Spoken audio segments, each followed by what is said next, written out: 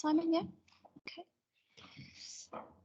Okay, welcome to this evening's full council meeting on Wednesday the 19th of July. There are no planned fire drills during this meeting. If you hear the fire alarm sound, please treat it as a real emergency and evacuate the building via the nearest escape routes. The nearest escape route is via the stairs to your left as you leave the council chamber or public gallery. Exit via the door at the back of the building and walk across the inner car park to the evacuation point opposite the police station. The lifts can't be used in the event of emergency. Please do not re-enter the building until you're advised it is safe to do so by a member of staff. I would like to advise both members of the public and the press that this meeting is being recorded and broadcast live. Mobile phones should be switched off unless they are being used for the meeting. Please only speak when I ask you to do so and speak clearly into the microphone. I just wanted to say that I was not able to follow the Mason this morning due to a back injury at the weekend. So I'm hoping to stay out the whole of the meeting, but obviously I've got Councillor Love here to take over if it's required. Apologies. I don't have any apologies. Are there any apologies? Councillor Ellis? Thank you. I have apologies from Councillor Matt Price and also apologies from Councillor Gary Peace, who will be here but is running late due to transport issues on the mainland. Okay, thank you very much. Is that all? So Councillor Price. Oh, got a microphone malfunction. Thank you, Murray. Okay, we will move to the agenda. And first item is the minutes of the last meeting on Wednesday, the 17th of May. Has anyone got any changes to those minutes? Any comments? Everybody happy with those minutes? Yep. Okay. If everyone's happy, I will sign those minutes as correct. Could someone second that, please, for me? Councillor Stewart, thank you.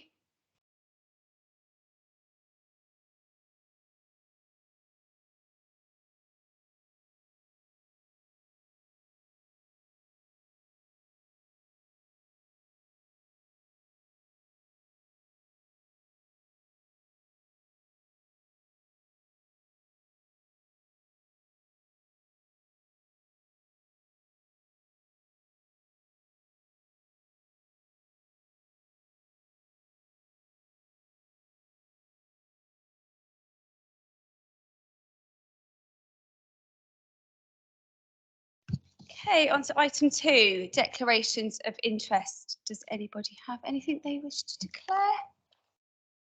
No? Okay, thank you. So moving on to public questions. Let's say hello to everybody in the gallery as well. Thank you for coming this evening. I have some written questions that have been submitted in advance.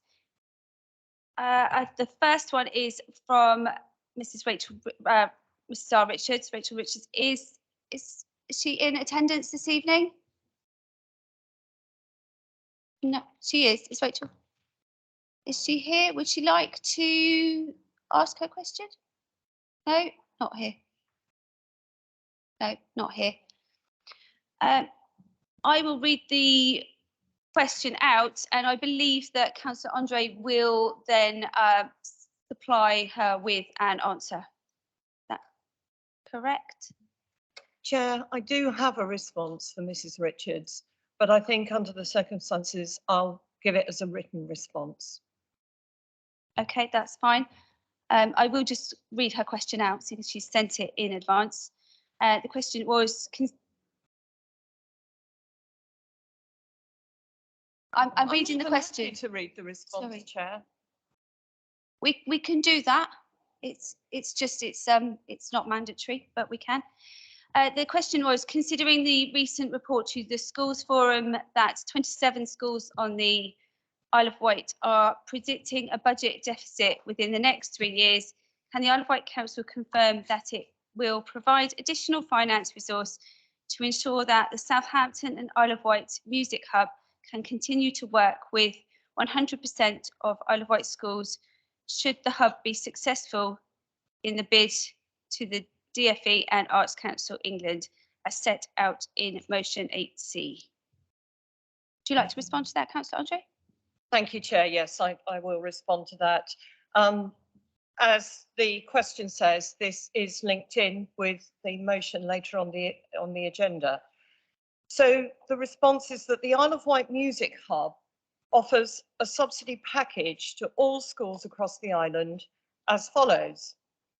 A free term of whole class instrumental tuition worth £400 for 1 year group in their school. We encourage all schools strongly to buy this in for a whole year, paying for terms 2 and 3, in order to get the full benefit of covering the national curriculum with a particular year group. And this was delivered in 74% of schools last year. 2, class sets of instruments are also fully subsidised, so schools can borrow class sets for free with one of our commissioned deliverers or deliver their own teaching in-house with Music Hub instruments. 3, a large programme of free live music events, workshops and activities for schools to sign up to take part in, delivered in partnership with local cultural and heritage organisations, of which 80% of Isle of Wight schools took part in this year. Free continuous professional development for non-music specialists, and we know how hard it is to recruit specialist music teachers, to support them to write and deliver their own music curriculum coverage across the whole school. Every school is supported to create their own music development plans via the Music Hub Toolkit and in one-to-one meetings with the curriculum specialists. Again, this is subsidised from the Music Hub budget. This year, 68% of schools have worked with the Music Hub in this way. 5, free digital resources supporting vocal, curriculum and instrumental learning are ongoing and shared with schools regularly. And this particular service is utilised by 100% of our island schools. 6, a remissions policy to support free instrumental learning for pupil premium children, children in challenging circumstances, and affordable instrument loan, plus a free mentoring programme by referral from the Isle of Wight Youth Offending Team and special educational needs settings. And we know how beneficial music is to these particular groups. So although our co-curricular programme is also fully subsidised, we do know and accept that there are costs passed on to schools, particularly around transport to venues for accessing these activities and so on. But despite this, we have reached 80% of schools this year.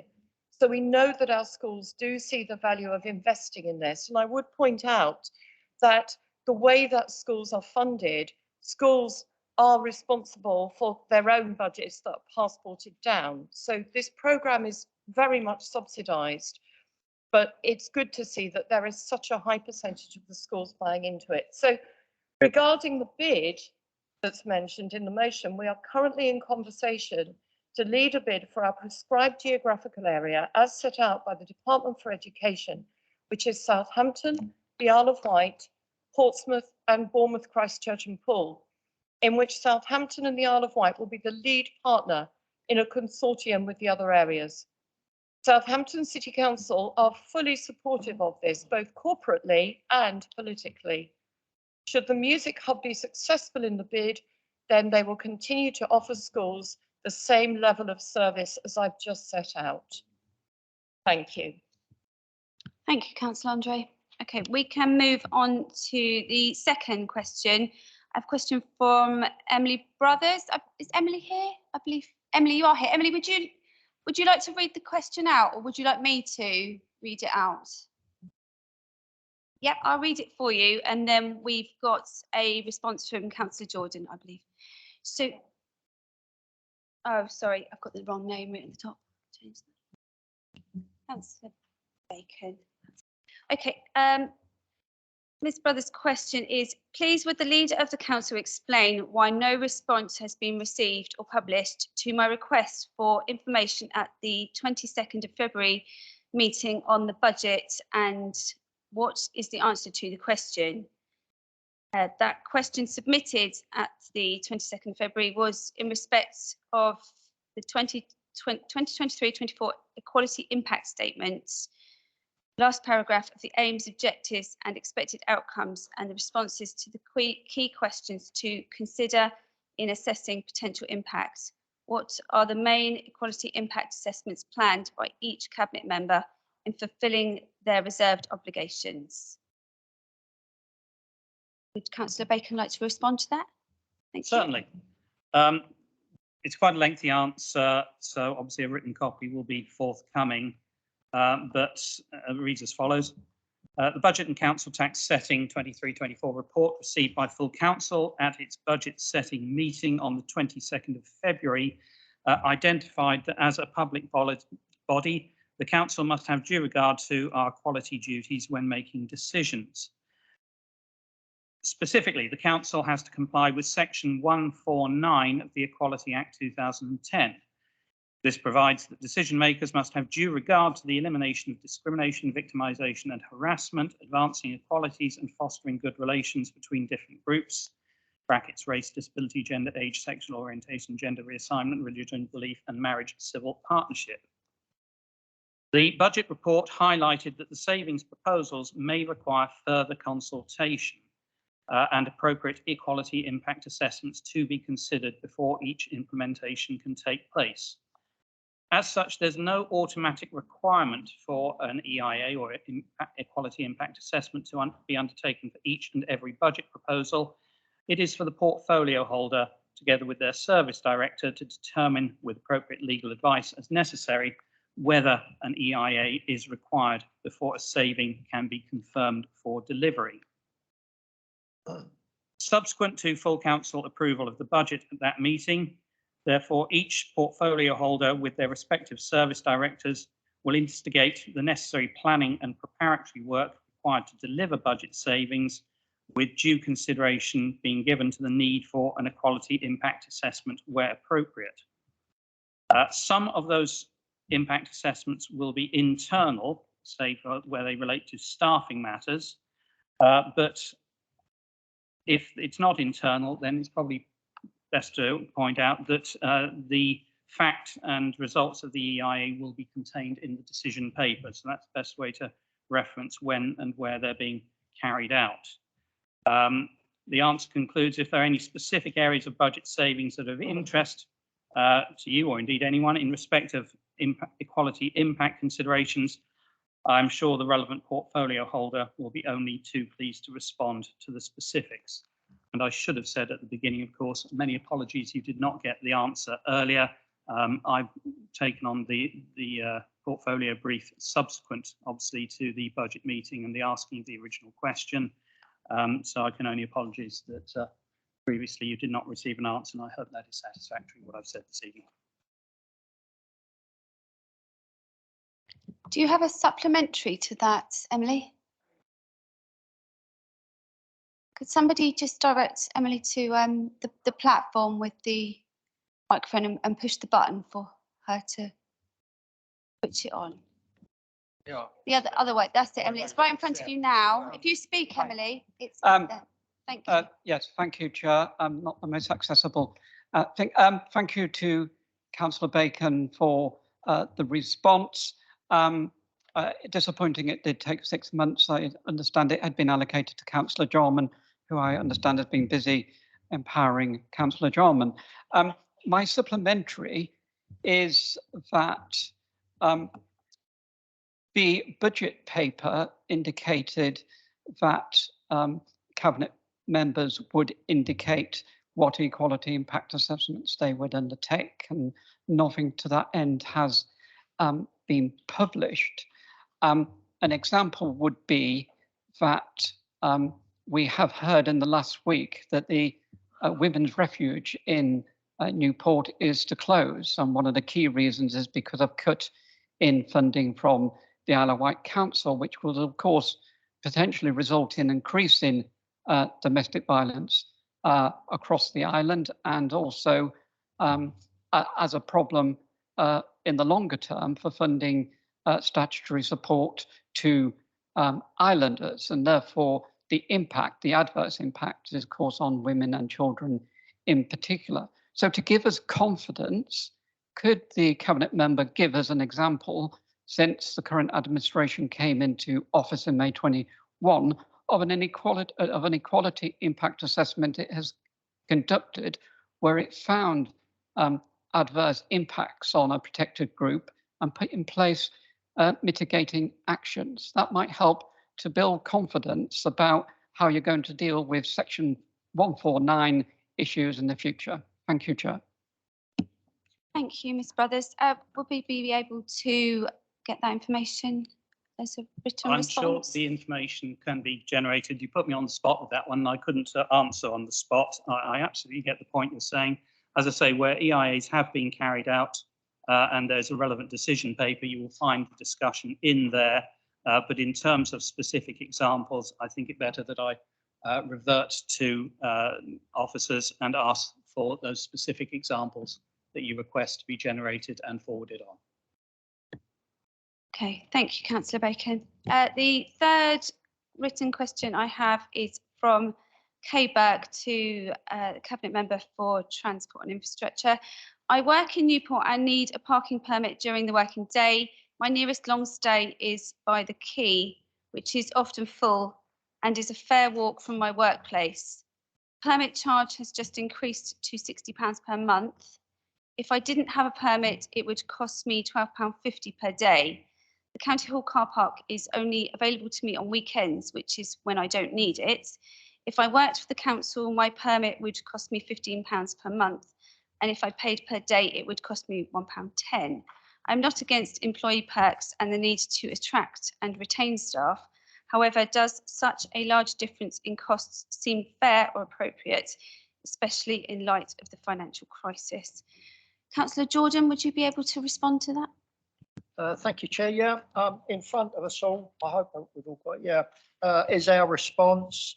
I'll read it. I note your concerns around public car parking and the costs you are incurring. The Council continues to review public car parking charges on an annual basis, particularly in light of ongoing budget pressures. Unfortunately, I have to advise you that staff parking is at the discretion of a respective employer.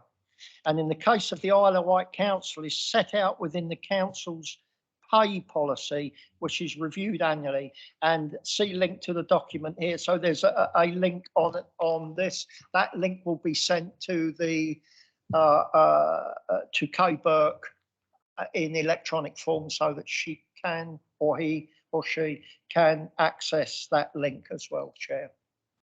Thank you, Councillor Jordan. I also have some oral questions. I have the first question from A Whitaker from Shanklin. Would you like to ask your question? Thank you.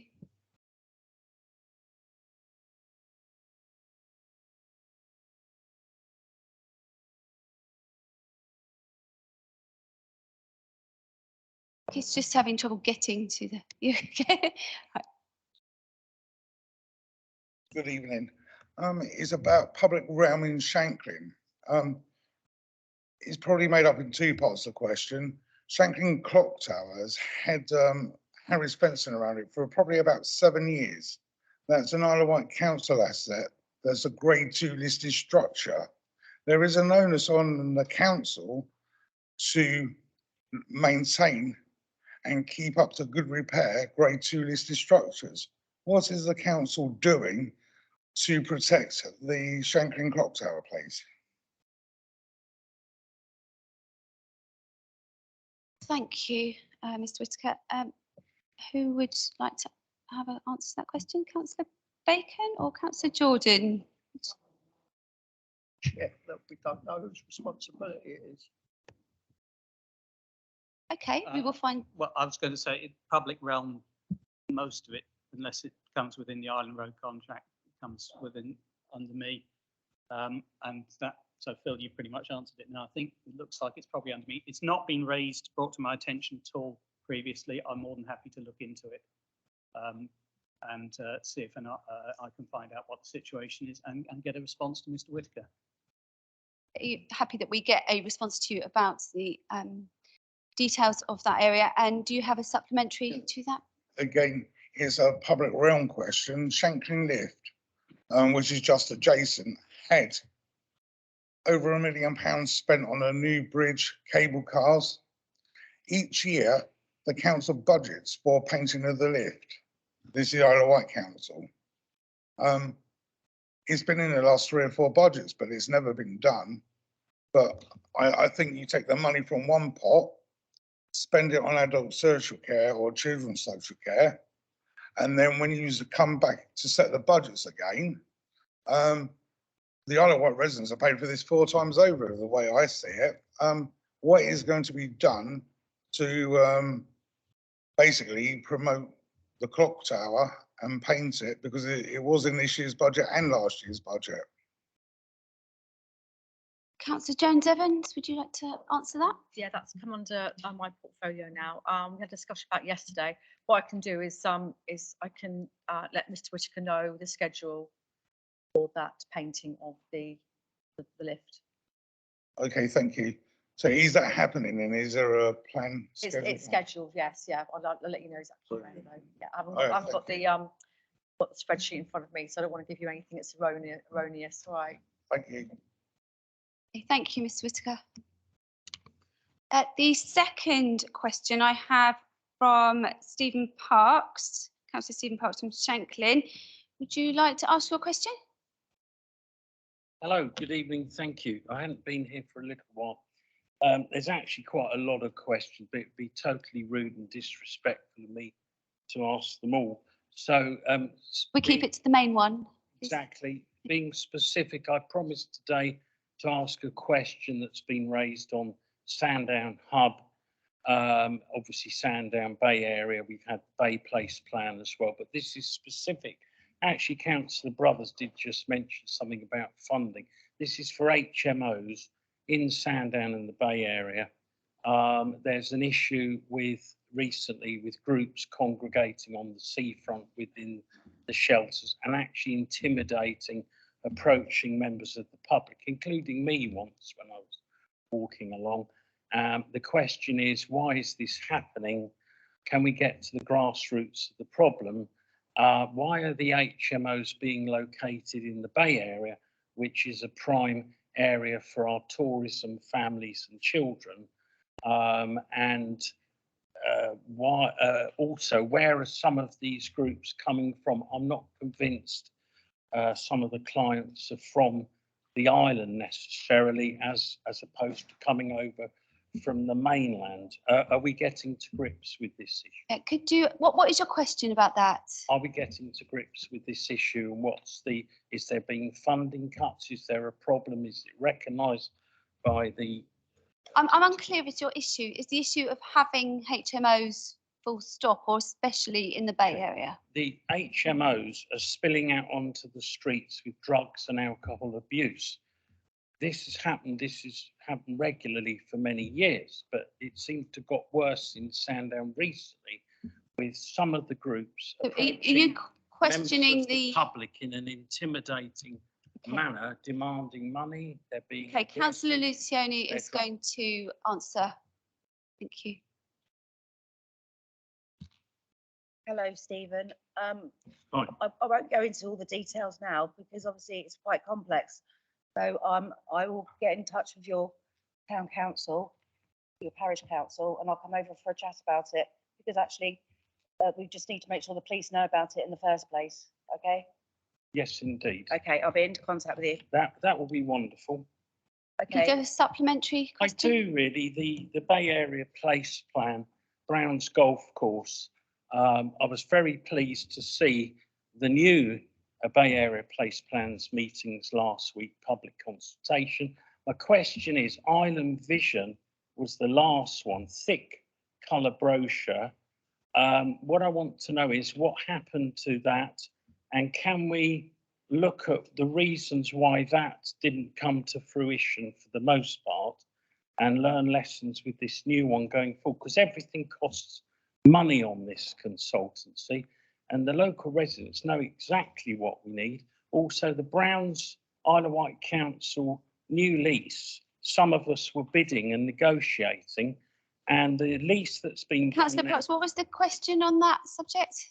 the question on the Island Vision and the Bay Area Place Plan is, can they be brought together, and lessons learned, what happened to the Island Okay. Vision? Councillor Jones Right. Evans, could you answer that, please? Thank you. I think Councillor Parks was referring to the Eastern Bay Vision. That was the last document that was, I think, 2017 from memory. Nothing has been lost. All of these documents will form part of the supplementary, information, and that so all of the information that's gone before, and shaping the bay and all the other stuff is being captured by the Ferrier consultants who did the work. It was excellent. I'm glad you went, and it was really excellent what they did.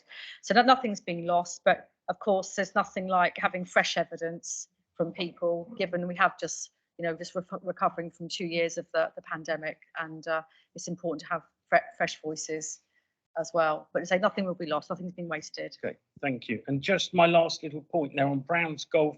We need to move on now. We've But got it's other part of people that waiting. I'm question. sure Councillor Jones Evans will answer your questions at another time. You can write. Yeah, if you write to So Councillor Jones I'm Evans. sure Yeah, what the I question, can- you can write Thank to that, would be you. helpful. No problem at all. Okay, very thank much. you, Councillor Parks. Third question is from Oliver McLean. Oliver, would you like to ask your question? If you can come forward, thank you.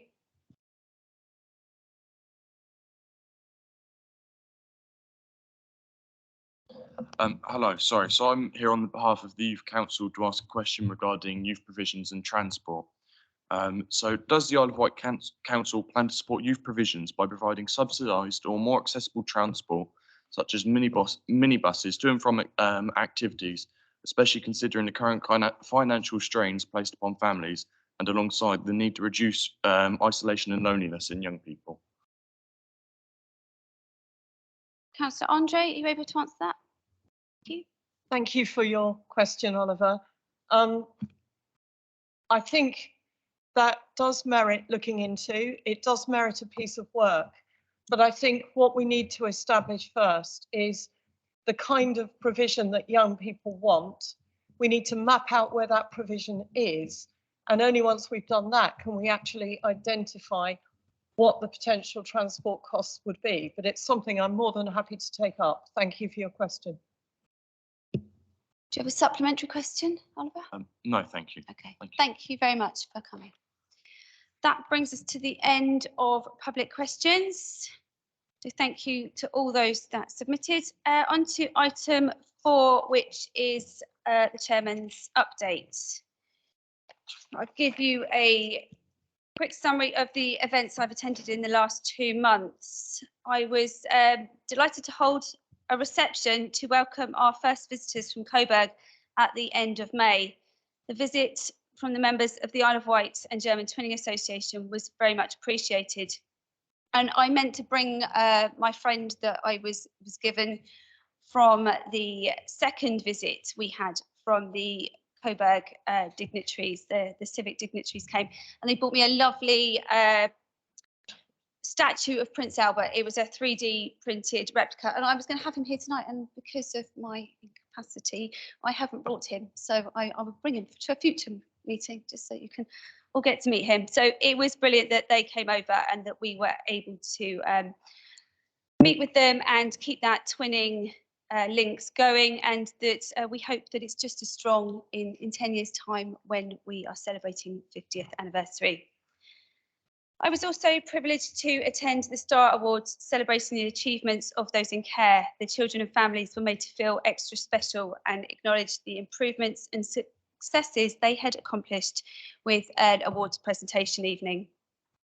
And I was also present at the first Isle of Wight Education Awards, where the Lord Lieutenant awarded certificates to teachers and educational groups that have made outstanding achievements in their workplace or community. And it was a really great opportunity to recognise those who had gone above and beyond in their roles. And I was immensely pleased to see how well our Island Games team has done in Guernsey, and I will be sending them a letter of thanks on behalf of the Isle of Wight Council for representing the island so wonderfully at Games. And it was good to see a successful sold out Isle of Wight Festival take place, and this continues to be a great event to showcase our island on a national stage. I've also attended Riverfest, the High Sheriff's Summer Reception, a civic dinner with the Lord Mayor of Portsmouth, and a Freemasons Armed Forces dinner. And I'd like to thank my Vice Chair for attending the service for remembrance for the Newport bombings and the Isle of Wight County Show. So thank you for taking my place there. And last but not least, I must mention Isle of Wight Armed Forces Day celebration in Ryde. It was an absolutely superb event.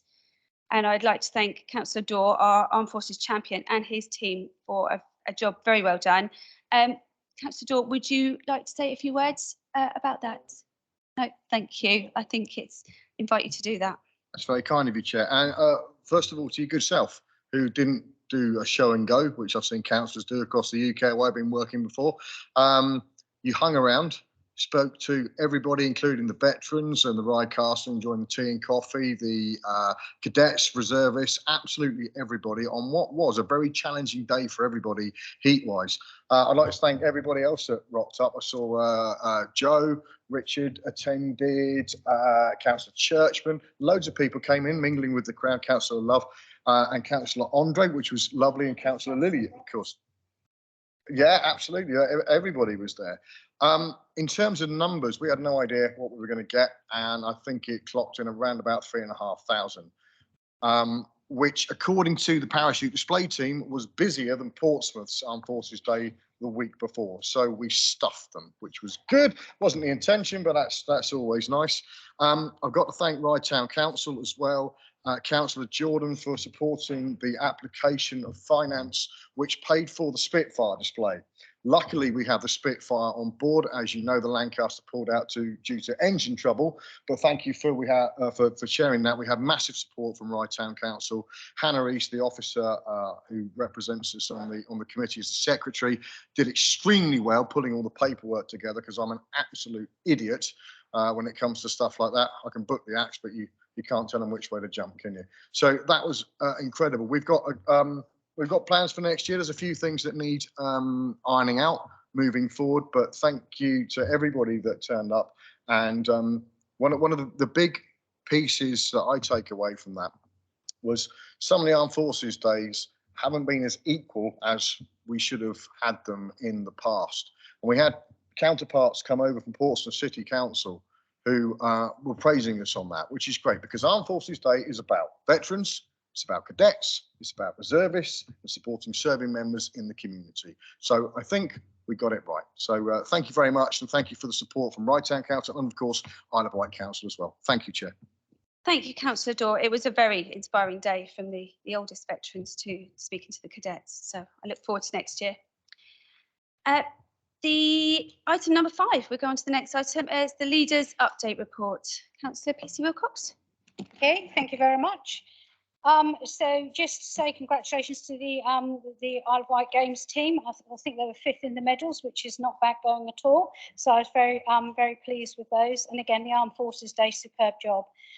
So just quickly, Islands Forum. So the reason why, the Islands Forum is where I'm with the Scottish Isles, quite a number of them, Anglesey, a tiny little island in Ireland, that's hard to say, and the Isles of Scilly. So a letter has been written back to Michael Gove, thanking him for the meeting we had on the island, but also setting out, as I said before, the most important thing, which is about what we need to discuss next as we go forward, which is about the connectivity. We know, White Link, Red Funnel, we know that there's issues, and it's the same for everyone else. We've also written to him about housing, because those are the 2 items we'd like to discuss at the next meeting.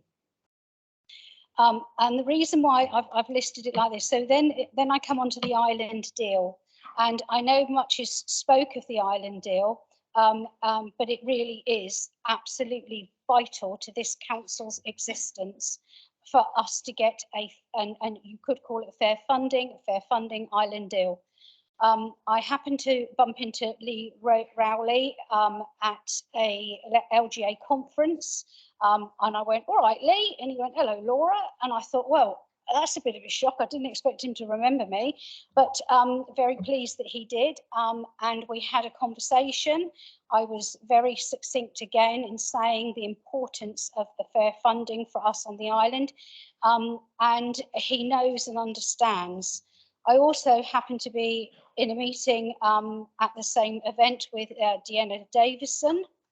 And again, I reiterated to her the absolute importance of us having a fair funding deal, island deal for us on the island.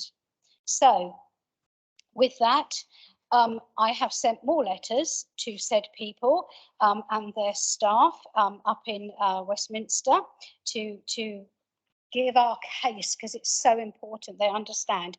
As an island, we are different, and they just need to understand that. I have to say, I have to thank not just our 151 officer, the chief exec, but all those staff behind the scenes that have worked tirelessly, sending through analytical data, which is what the government want from us to prove that we need this money. And I tell you what, some of it is like, but it's how they work, and it's the only way we're going to get it. And I tell you now, it's absolutely draining to try and get all that information that they want. But we've done it, and we've done that week in, week on. So the next thing is the devolution. So devolution / levelling up. Everybody's heard of it, probably not, you know, too many people understand. I must say thank you to the 51 people listening on the camera. It's very good today. Devolution levelling up. So this is, I am getting immense pressure from Hampshire and the government to support a Hampshire, Portsmouth and Southampton deal.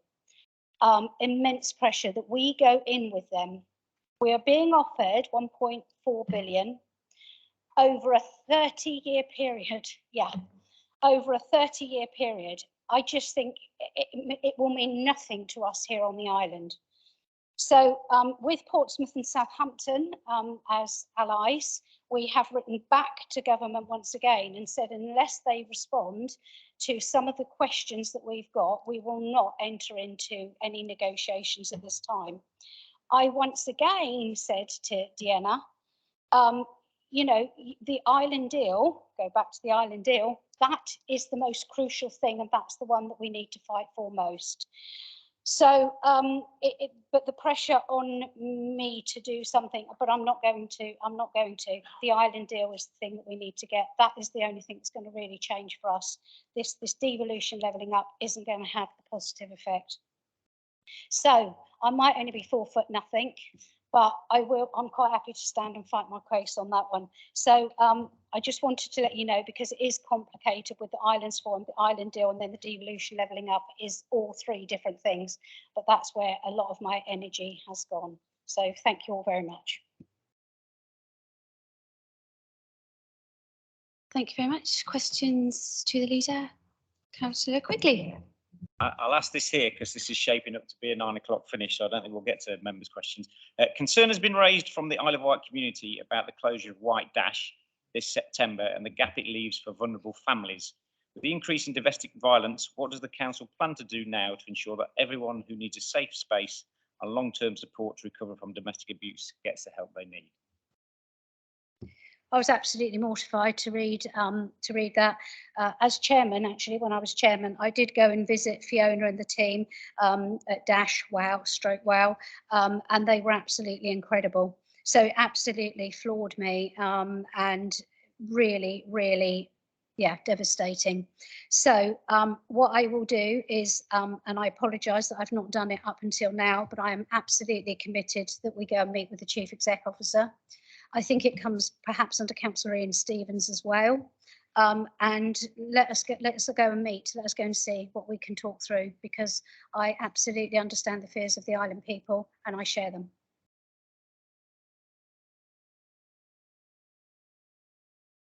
Thank you. Councillor Stewart. Thank you, Chair, and thank you, Leader, for that report. You mentioned housing briefly within the report. Has the Leader noted the recommendations of my committee on the acquisition strategy and the public comments that although the acquisition strategy itself is welcome, a target of 50 houses in 3 years, i.e. 17 a year, is very unambitious. I think Councillor Ian Stevens will answer this one. Thank you. Thank you, Leader. Councillor Stewart, yes, we've received all the concerns and the recommendations through. We are at this moment in time evaluating, and what we can take on board and utilise in a positive manner, we most definitely will. What I would say with regards to, and you'll once we've moved forward on that, you will get feedback. What I would say about the 50 houses, we could put 250 houses in, we could put 300 houses in, but we have to be realistic with where we're going, keeping a balanced budget, making sure that we keep our adult social care, our children's social care, education, transport, everything else in focus as well. What we are trying to do and what we are pushing forward, and members across the chamber will realise this, is to work in other areas where we can actually influence and bring forward other prospective house builders who will deliver similar housing. So we are working on that. Once again, the situation is challenging, but as I say, you know, we have to, if we borrow from the PWLB, we have to make sure that the transaction washes its face, which means that we've got to get a 5%, 6% surplus to repay the loan. Otherwise, we stand the risk of running into a situation such as in Slough, Thurrock, Woking, Reading, and other such places where they've not only built and built quite steadily over the years, but also borrowed. They've found difficulty with the high interest rates, and I believe it's Reading. We've got about £29 million worth of properties, and they're selling them off for 10 million because they're just trying to get rid of the problem with the interest rates that they've got. So I make apologies in one respect for being cautious, but you've got to remember that the money that we take to build houses comes out of council taxpayers' pockets, and we've got to be seen to be not only seen, but we have to be responsible, fiscally responsible. So more on that, but as I always say, and some members, especially from the other side of the chamber, have come in and spoken and taken part in discussion and helped to formulate and take things forward. And that's what we want in this chamber. Thank you. Thank you, Councillor Stevens. Councillor Lilley, your question. Thank you, and thank you for the report, Leader. Your report refers to employment creation development such as Building 41 at BAE and East Cales Marine Hub, but there's no mention, and hasn't been in previous reports, about Nicholson Road development site in Ryde, which has been a regeneration priority which is actually in the 2012 Island Plan, and is vital to employment creation in Ryde and east of the island. Please can the Leader or the Cabinet member provide an update and reassurance to the island's largest town with 3 of the poorest, most deprived wards on the island that Ryde has not been relegated from priority with a focus economically on other areas? Councillor Lilley, I can absolutely say that Nicholson Road is on my agenda as the Leader's report every month, I think I meet every 2 months, sorry. So it's definitely not forgotten. As you know, it's the complication around the actual funding, getting some funding in for us to do that road. That is the biggest crux to everything, is getting that road through. However, if I am still leader in about, I don't know, however many long time, I can assure you, you can come in, we will meet and we will go through those details with the cabinet member as well, because it's a very frustrating for me to know it's not moving on. As much as it is for you, it is for me, sat through those meetings. But the financing is critical, and you know the position we're in financially. Thank you. Thank you. Councillor Mosdale, you have a question? Thank you. It's just a question for the leader. Can we have your assurance, please, that when we look at housing, that we're taking into account that actually we talk about adult social care and children's services, etc., but actually all of that expenditure is increased by the fact that lots of residents on the island don't have their own home. You know, if you look at the report on ACEs, you know, adverse child experiences, you know, they're more likely to get into trouble as they get older because they haven't grown up with a decent roof over their head. I really do need some assurance that this is a priority, and actually the effect that it has on our budgets, the fact that we aren't housing people properly. I'll bring in Councillor Ian Stevens, because obviously he spent, I don't know how long, but what I will tell you, Councillor Mosdale, is it has taken us this time to get this dedicated one housing person to get actually straight answers and to get, you know, to get a uniform approach to housing. It's took a long time to get where we are.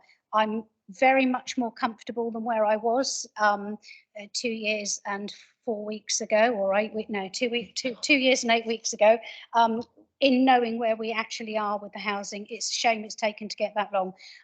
But Councillor Stevens, I mean, obviously we've raised that issue, so we already know where we would go forward should we still be the administration. I think that answered the question quite adequately, but what I will just add is that, yes, Councillor Mosdale's quite right. It does impact on our children, not only in their behaviour, etc., or could affect their behaviour, but their education as well. I've mentioned that in the past, also their mental health, and I can assure you that the strategic housing manager and myself have focused and are focusing on temporary accommodation. It's not right that children should try and educate or be educated when living in such temporary accommodation as caravans and B&B and hotel rooms. We need to make sure that we can take it forward, and balancing the budget is one thing, but also having putting the emotions into place is the other. This is highly emotive, and rest assured that we're looking at it quite stringently. Thank you.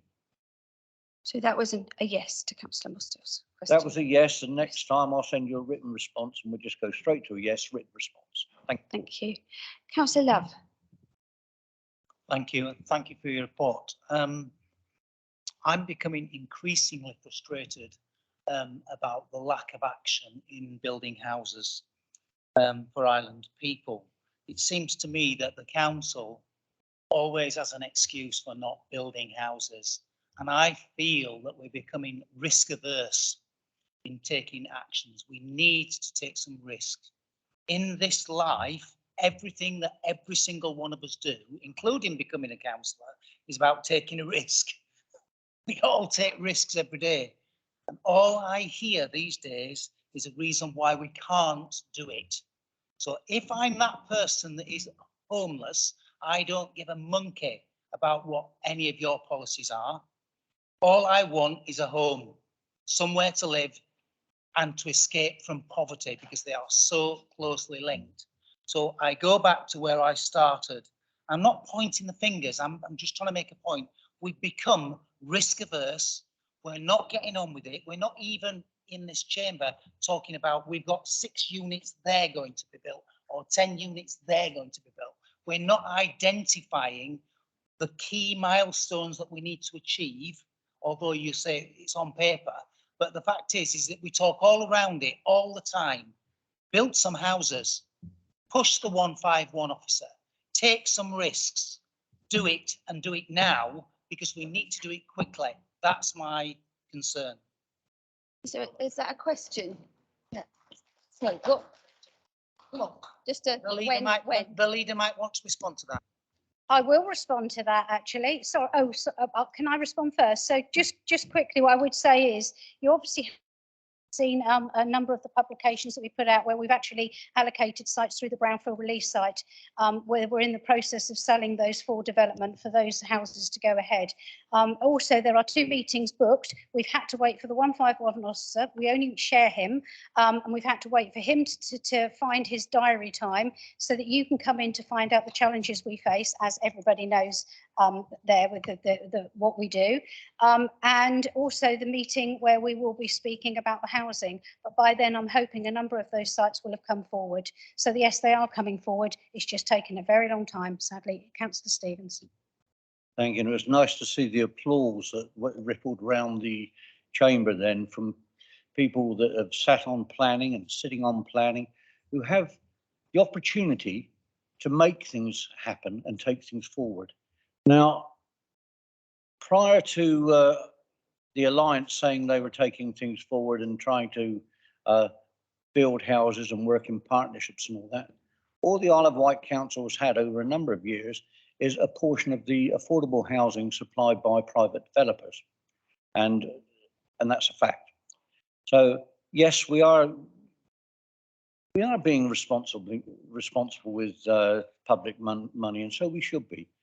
But likewise, we are also looking to find new ways forward to take a more positive line than has been done for some time.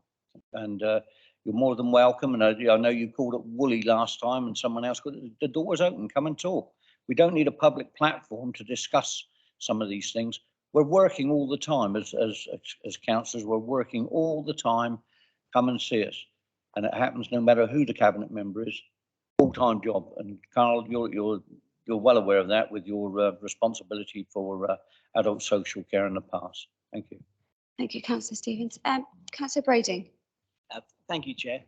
It's really picking up on a couple of points that were mentioned, actually. Councillor Lilley mentioned Nicholson Road as a frustration in his ward. I can tell you several frustrations in the Bay where regeneration just has been planned, hasn't happened. I was aware of Nicholson Road and we were on Cabinet in 2017. It's been ongoing for so long now, as have other sites in the Bay area where regeneration simply hasn't happened. The plans have been drawn up, plans have run out, etc., etc. But equally, so there's frustration across the island, not just in Ryde. But I read here about the Branston Farm. Branston Farm houses was a fantastic, it looks great. Islanders live there, it's a brilliant thing. But we started that as a council in, I believe it was early 2019. Councillor Moss and I were involved in initial discussions with Vectors Housing. These schemes take about 4 years to get the houses built, and they look lovely and they're well occupied and they're fantastic properties. What disappoints me, and the question really is, there should be another 3 or 4 Branston farms already underway in the pipeline, and there isn't. You know, Branston was about 4 years from start to finish. No Branston farms since, brings to the Councillor Love's point actually, 3 or 4 Branstons should be underway, staggered through.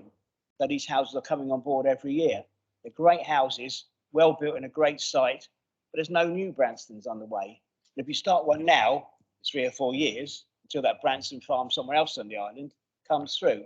So I want to know where the next Branston farm is.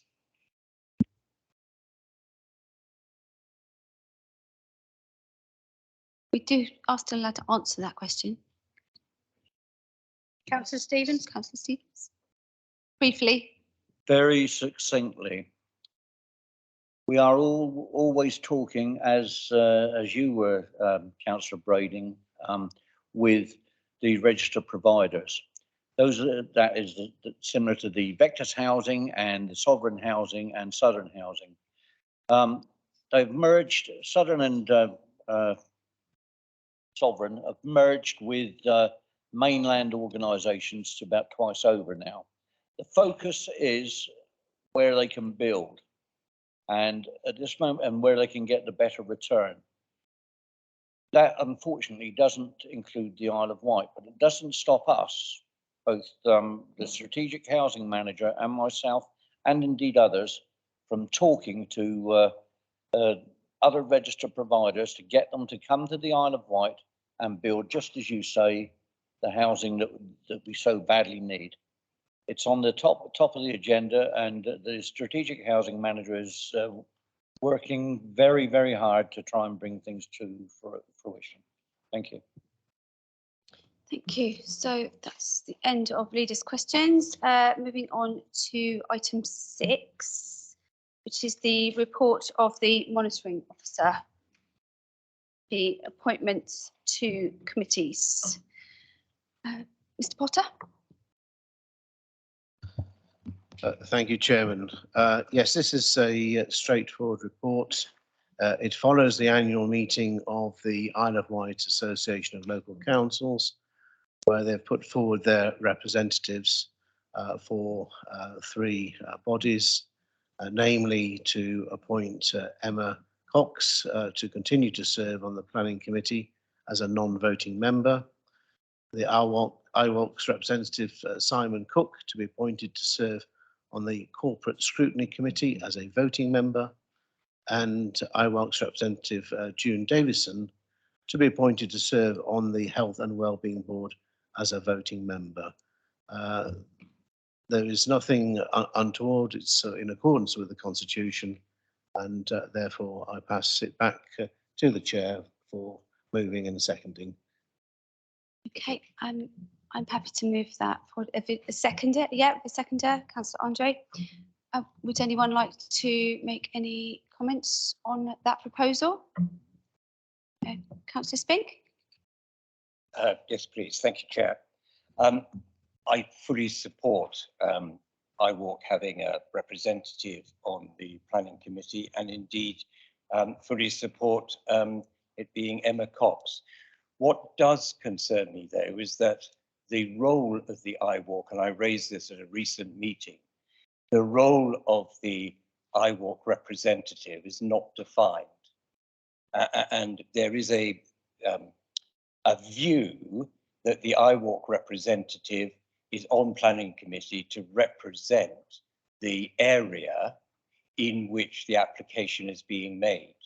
That doesn't seem to me to be the correct role, if I may say so. And I would ask, please, that there be communication and discussion with IWOC as to what is the role of the representative. It's no criticism of Emma Cox at all. She always reads the papers and she's very helpful, but she needs, in my view, some clear guidance as to what her role is. And will the council please therefore undertake to discuss with IWOC what the role should be? That's fine. I think we can ask for some clarity for the purpose of that role. Are you happy to take that forward? Is that through you, Wendy, with that? Yeah, thank you. Okay, so we go to the vote on that, please, that those positions are put forward. So the proposal is, so all those in favour of those, please. Is there any against? Any abstentions? No, that's carried then. Thank you. Mr. Potter, was there other areas? Thank you, Chairman. There's a matter in terms of urgent business which you might want to cover at this stage, or we might want to cover it later on in the agenda. I thought we were doing it now. Okay, yes, certainly. As it was urgent, but, and I thought it fell under your remit, so we would. Certainly, Chair. I'll explain to members just bear with me whilst I find the relevant information, and also to members of the public. Normally, items need to be on the agenda in order to be transacted, but the law is quite clear that if the chair of the local authority is of the view that it's urgent business and special circumstances are specified and recorded in the minutes, then the item of business can be dealt with.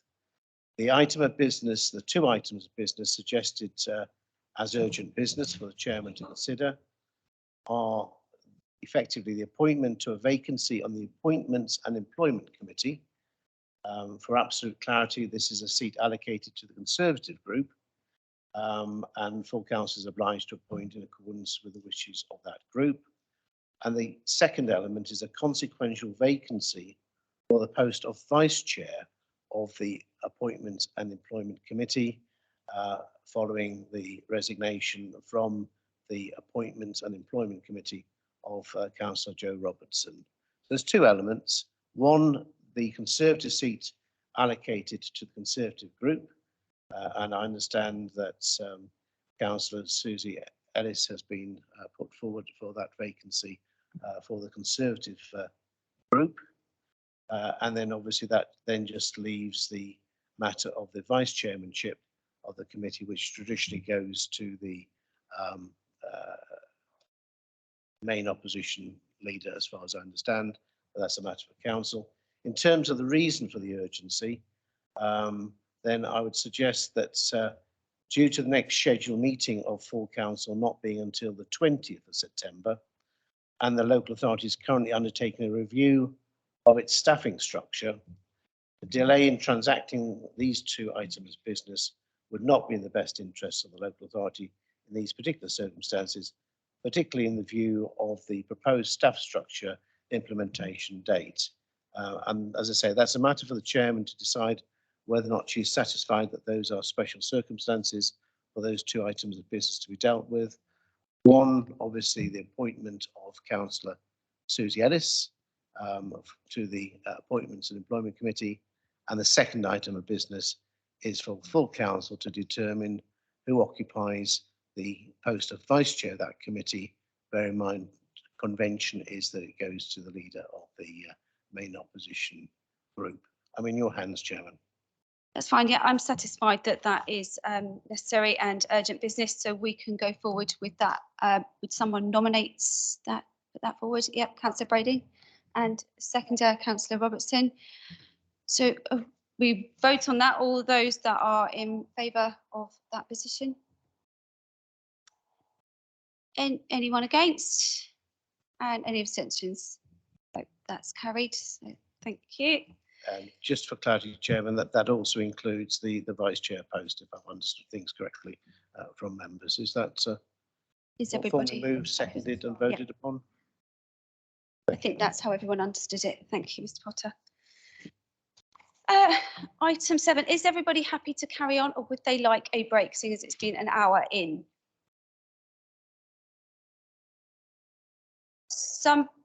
Do we want a vote on that, of whether we have the break? There are some people indicating they would like a break. No, 5 minutes. I think we're going to have a 5-minute break for those that would like to. Thank you. Yeah, is it possible to get some fans in here? It's uncomfortably warm. I was thinking, I do want to take my coat off. So I think it's great, Joe. Does that? We're officially on a break now, so let's discuss the issues. Thank you.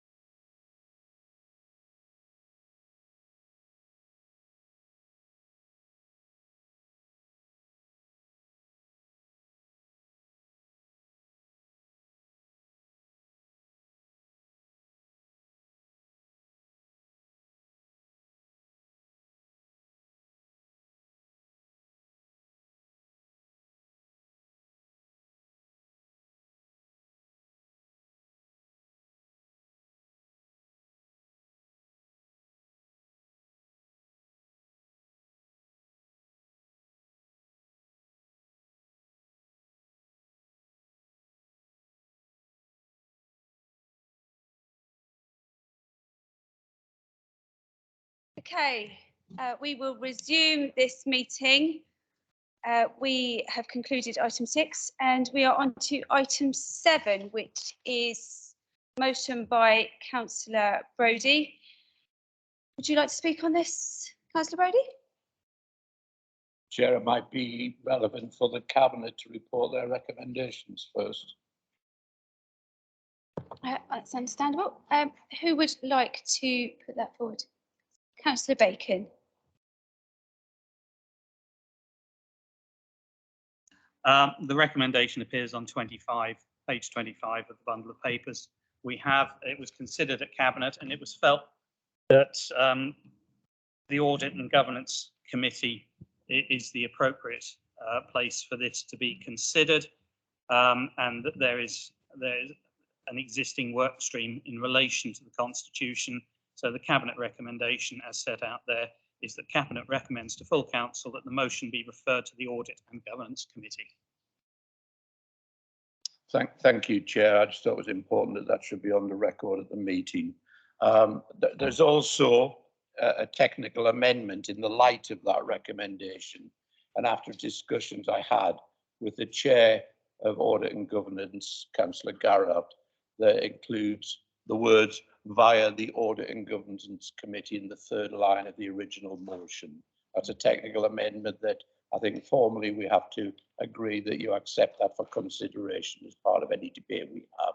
So I formally propose that, and I see the seconder. Perhaps Councillor Garrett would like to do that. Councillor Garrett seconds that. So we take that to the vote. Is everybody happy with that amendment that Councillor Brodie's put forward? Those four. Is there anyone against that? Any abstentions? No, so that's carried. That amendment goes forward with the motion. Right, thanks very much, Chair. And I mean, colleagues, I spoke at the annual council about this for my full 5 minutes, and I've got no intention of repeating all of that because it would be immensely tedious. Just a few reminders.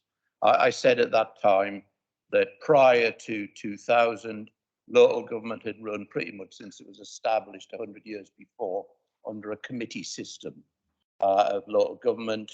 It was a form of government that worked very successfully, and that frankly, it was a major shock to me as a Labour member at that time when the then Prime Minister and the new Labour government of Tony Blair brought in a proposal to bring in cabinet models to local government. It seemed ridiculous to me that you would need a cabinet in a council of 40 or 50 or 60 members when a cabinet system is set up for Houses of Parliament, well, where the House of Commons has 650 members.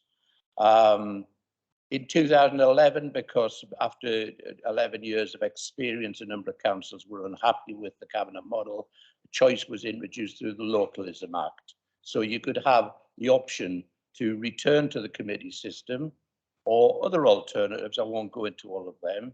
The one I prefer is the committee system. We've never taken that opportunity to have a debate about it on this council since 2011, 12 years ago. I've tried in the past. I know that a previous independent administration promised the Isle of Wight electorate they would introduce it in 2013, but were unable to deliver. I've tried another attempt back in 2017, but I didn't get any further with that either. I'm trying again because I don't give up. As you know, I never gave up on prayers in this meeting, and I think I've actually won the argument on that. I'm probably just going to have to wait here another 20 years to get committee systems back. In my view, the committee system is a far more democratic form of local government. We're not hundreds of people sat here. There are 39 of us now. We started off at this council with 48. We're now down to 39 members. But the cabinet system marginalises people. I'm one of those people, I freely admit, I've been marginalised on this council for most of my 19 years on the council. Mainly because I prefer to be marginalised, I have to say, because I'm a natural opposition member. That's what, yeah, absolutely. I know you do, Tig. I am a natural opposition, but it does marginalise people who've probably got a lot to offer. Now, I understand if you've got a huge majority, as we've seen in the past on this council, you probably prefer a cabinet system. But frankly, you don't need it. Maurice Barton didn't need a cabinet, and he ran huge Liberal administrations in this council, and then became sort of Liberal Democrats, you know, for many, many years without having a need for a cabinet. You know, he knew how to manage the council. And he had, I mean, when this council was started, it might astonish people to know there were only 5 Conservatives. Paul Fuller was in 1995. You'll remember that council. But they partook of the council, and I used to sit in the gallery with those, was well before any of those people were there, and observe it. And it worked perfectly effectively. But of course, at the moment, we have a no overall control council. It's not the first time. And I think that marginalisation becomes more and more difficult. It creates tensions and unhappiness that you don't need. And I think you should be moving to a more consensual type of council. This would be your opportunity. The motion seeks for Andrew Garrett's Audit and Governance Committee to work towards a proposal that would seek to bring us into the committee system at the January full council. You can still vote against it then, but I still think we should be looking at it. We should be looking at examples elsewhere, and there are plenty of them on the internet if you do the research. So I'll shut up there. Yes, there's going to be a bit of staff time involved. Yes, I know there's some financial implications. Interestingly, the Cabinet never addressed them in the 2 months they've had time to think about this. And I hope you'll support this motion. You know, just let's have more democracy on this council than there has been in my 19 years on this council, and in, frankly, the 10 years I sat up there watching the Unitary Council. Thank you, Chair. Thank you, Councillor Brodie. Do we have a seconder for that motion? Yeah, Councillor Garrett. Okay, so we go forward with that. Is there anyone else like to comment on that? Councillor J. If I may, Garrett first. as Okay. seconder. Yep. Oh, as seconder. Yeah. Rather than defer speaking. Councillor Brodie is absolutely right. I don't often say that, do I, Jeff? But on this one, he's absolutely right. The cabinet system does marginalise people. And we send, as all of us do, we cast a vote. Okay, we're in the privileged position of being the elected people as well, but we all cast a vote to send people to represent us. And the system is set up against that representation. How do you get your voice through? Now, is there a better system? There is. Councillor Brodie quite rightly pointed out that for 150 years, local government in this country quite happily conducted itself under a committee system. Now, I know my youthful looks may belie this following statement, but I was first a councillor in 1991. I spent all of my 7 years on Southampton City Council under a committee system. We met, the leading group appointed chairs if they had the majority. Maybe there was a little bit of negotiation a couple of times when we were not there wasn't a majority. There was discussion amongst all of those people who were on that committee. And quite often what happened is the leading group listened and changed its mind, amended its recommendations, and got something that pretty much everybody on that committee would agree to. And because of that, that consensus went forward through into full council. That there was indeed that consensus, and that sensible views had been heard from across all of the parties and those who didn't sit for a party. It was a very party political council, unlike this one.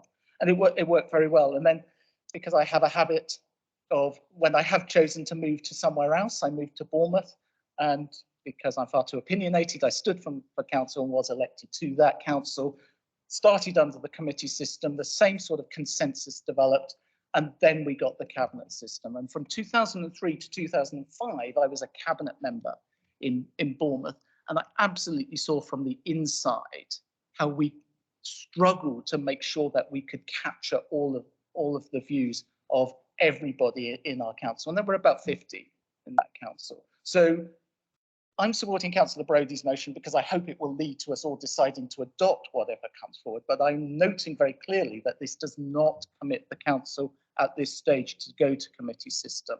I'm very happy that it comes through Audit and Governance Committee, and thank Councillor Brodie for the conversation that we had around that, and also the leader of the council when we discussed how the cabinet might respond. Because I think that is the right place and the right forum. But of course, we can appoint, I hope, constitutionally a task and finish group along the lines of Councillor Brodie's motion that makes sure, of course, it acts as a committee to bring everybody's views together. Thank you. Thank you, Councillor Garrett. I've got a few councillors to speak, so I'll start with Councillor Jones-Evans. Thank you, Chair.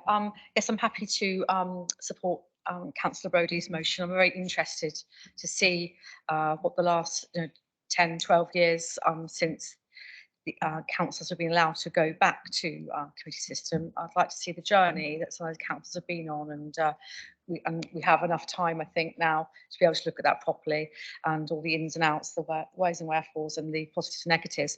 But the real change I think we need to see, though, not only in this council but across the country, our country of England, that is a proper proportional representation. I mean, that is really that's the only game in town really to get a diverse voice which represents fully our country, and also, from what I've observed, gives you more stable government as well. So for me, I mean, I'll put my hands up. I was actually campaigning against the AV referendum in 2011 because I didn't think it was a very good system, to be fair. But the single transferable vote does seem to be a better system. So that for me, that's the holy grail, I think, to really get what you both have said this evening, Councillor Brodie and Councillor Garrett. So that's what I'm supporting. It's a step towards that, but really PR is the way.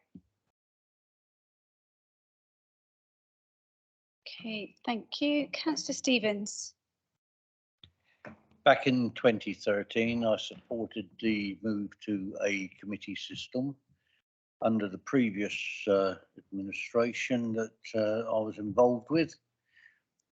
I'm sticking to that. I think that this is an opportunity. It's an opportunity to look at it, see if we can make a more positive contribution than we did last time in 2013, and I think that that's the way I see it. But it was tried, hence the reason we had policy and scrutiny committees, etc., flourishing in the present setup at this council. At that time, we had a distinct backlash of people that didn't want to take it, and all they wanted to do was bury it. I think the mood has changed. I think that we have an opportunity now to take this forward in a positive way. Great to see that it's going through to the Governance and Audit Committee. I think that's the way it should go, and let's see what comes out, and let's hope that we can all get round it and give it 100% support. Thank you very much indeed. Thank you, Councillor Quirk. Back in history, in the 1980s, 1990s, I sat on the London Borough of Hillingdon Education Committee for about 12 years. And it can work, it can also not work. And I've seen both sides of it, and I don't think it's quite the panacea that some people describe it as, but it's definitely worth looking at and considering. I think it's wrong to predetermine that we accept any recommendation. We should be looking at it, considering it, looking at the evidence, looking at what's happening elsewhere. It's not always brilliant. Sometimes it fails, but on balance, there are good arguments in increasing the democracy of it. We need to discuss it and look at it. And I think we need to have a good, sound investigation. But I think probably most people on this side of the room are not totally convinced that it's automatic that we say yes. We look at the evidence and then consider the evidence and think about it. Thank you. Councillor Fuller. Thank you very much, Chairman. I had the pleasure of being part of the committee system for the Isle of Wight Council for 6 whole years, 2 terms on this council, and for me it worked incredibly well. We had this thing called the Planning Policy Committee. Now I think members of the Isle of Wight Council would love to be members of that. Every Wednesday we would come along and we would look at the unitary development plan, and I can see Wendy having a wry smile to herself. And we would look through the planning policy line by line, and all members would want to put in a a comma there and a full stop there. And sometimes we'd even get around to changing planning policy, which was absolutely fantastic. But from my point of view, it was very, very inclusive. All members of the I think it was planning committee then that was part of the planning policy committee were able to come in. They could have their 10 penneth and they could say about where they wanted to see development from happening. I think the sadness with the unitary development plan was it was rejected by the inspector because it didn't actually tick all the boxes that the planning inspector wanted at that time. But at least members felt properly engaged. And I think that was so important. I think the concerns that I have now is about the resource implications. To have a planning meeting every Wednesday where 20 or so councillors would shuffle along to the meeting and spend 3 hours talking about planning policy, to me is absolutely fantastic, because that's one of the things that sends me to sleep at night. But again, it is a good way to move forward, and it's an example of how the committee system can work. I also, while I was a member, I think I was part of the opposition for the first 3 years of my first 3-year term, and was a member of the controlling group working with the likes of Morris Barton. And when I was chairman of the Roads and Transport Committee, we got quite a few laughs, because I was chairing the committee, Morris Barton was the vice chair of the committee, and neither of us were drivers. So that made the driving majority on the island quite frustrated. But it was good fun. It worked well. We talked to one another, and that's what we don't do enough of. We don't talk to one another. You know, we're either a member of the ruling group or we're a member of opposition, and sometimes there is that sort of like steel curtain that lies between us. And the more that we can talk to one another, the better that would be, and the better that the council would evolve into. And long may that continue. Thank you.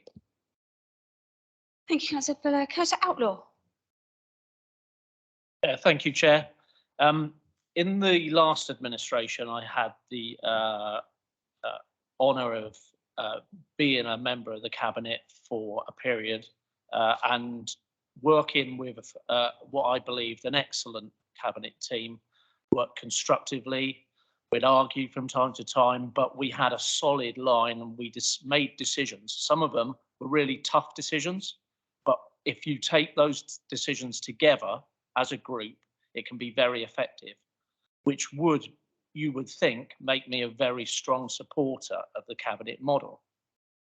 Having said that, having seen the Cabinet in this current administration can't even agree with itself, it doesn't always work. And one thing I did discover when we were in the last administration, that once you're out of the Cabinet, you do feel a little marginalised and you aren't involved in the decisions. Even if you're part of the controlling group, you're only marginally involved in the decisions. So having listened to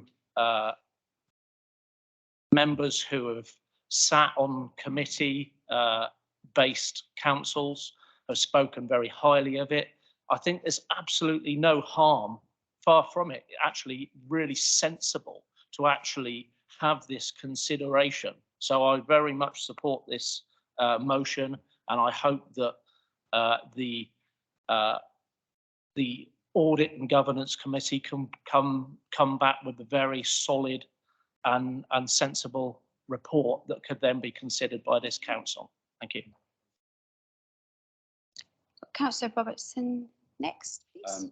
Thank you, Chair. I'm open-minded and don't have a view on what system would work best for this council, but I don't think I need to be able to support this motion, which is essentially an investigation into the options. I think it's particularly worthy of supporting an investigation and review is needed under the current political arithmetic of the council. In May 2021, the voters of the Isle of Wight didn't return a majority group to this council.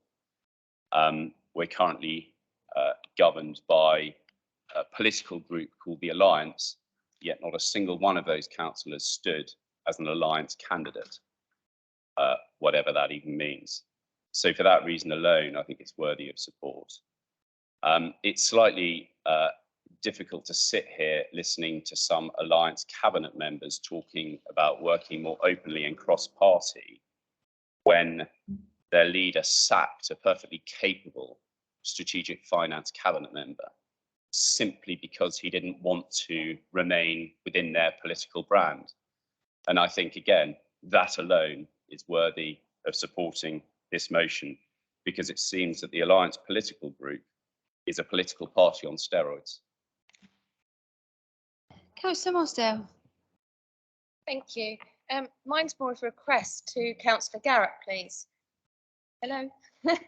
Mine's more of a request to Councillor Garrett that when this does, because it's clearly, lots of us are in favour of this going through for this investigation.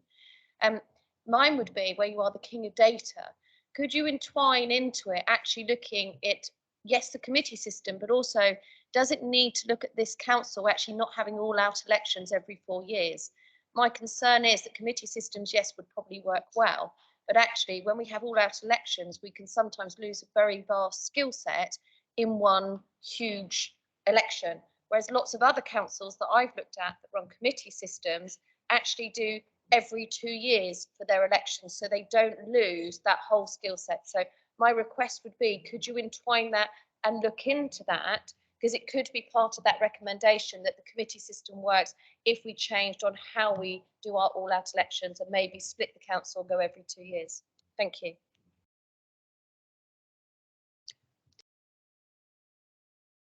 Councillor Jordan, did you have your hand up? Thank you, Chair. It's a point of correction. How many times I sit in this chamber and listen to false information, so I just can't sit here without correcting this. Councillor Jarman was not sacked by the leader from the Alliance. Fact. That's a fact. From the cabinet, Councillor Jordan, sacked from the cabinet by the leader. No, Chair, we have to stop this false narrative.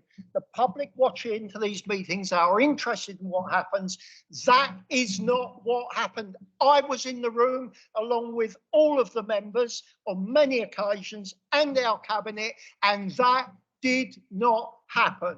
Simple as that. Second point, Chair. The Alliance, of course we didn't stand as Alliance members.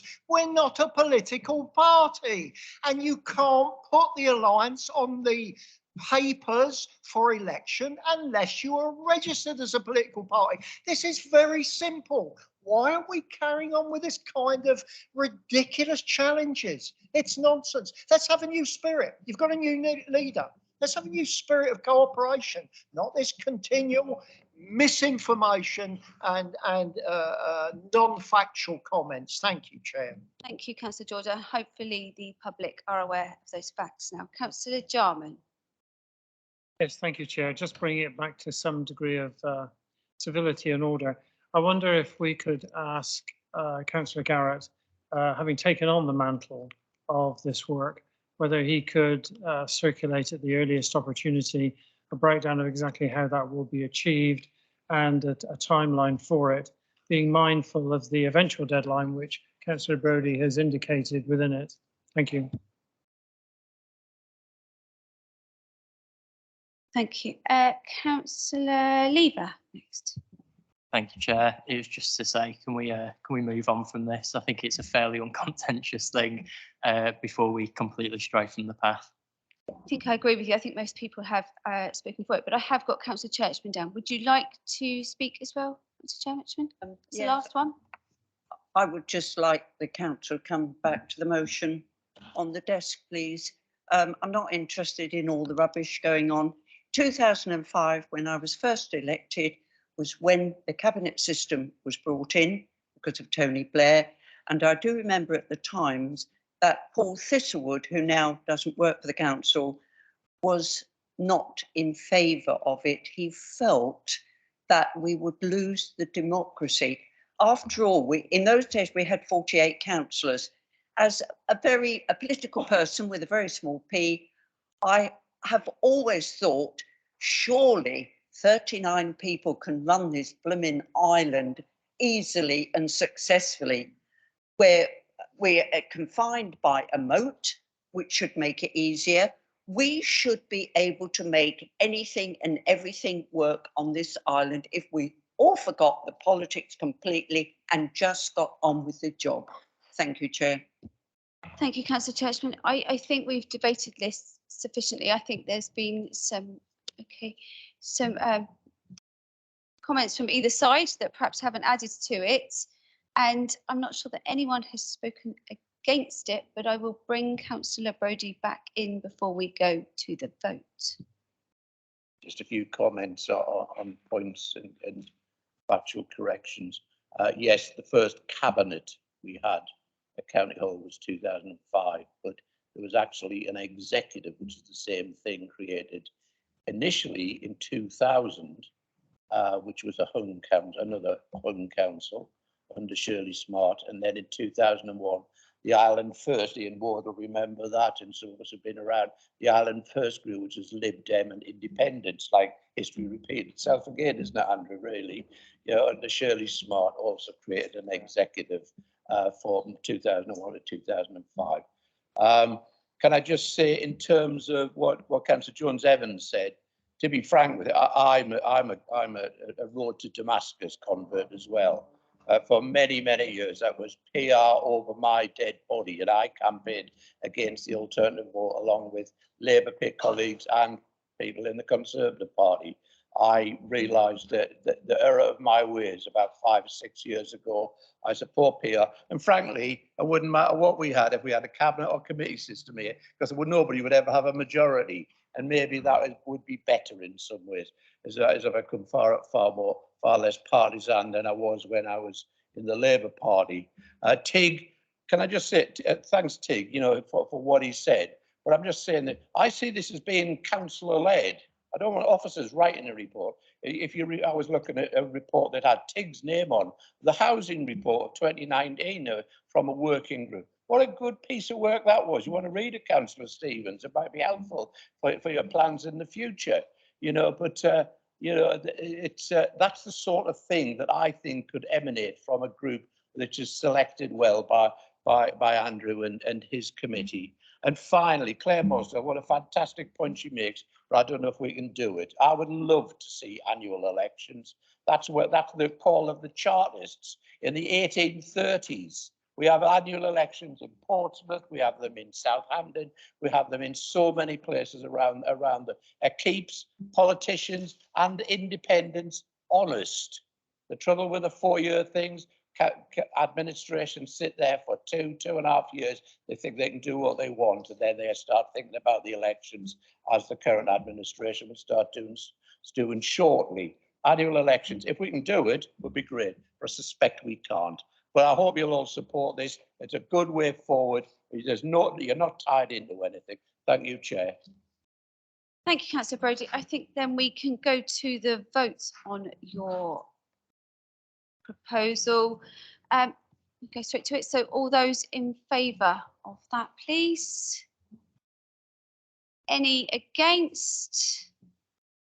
Any abstentions? Got one abstention, Councillor Ward. Okay, that's passed then. So that is going to audit to be looked at.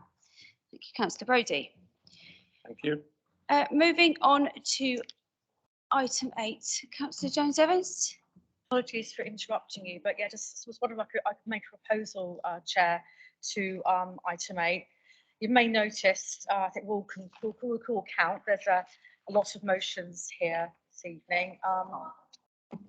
A lot of motions here this evening, and which they get put on the agenda in the order that they are received.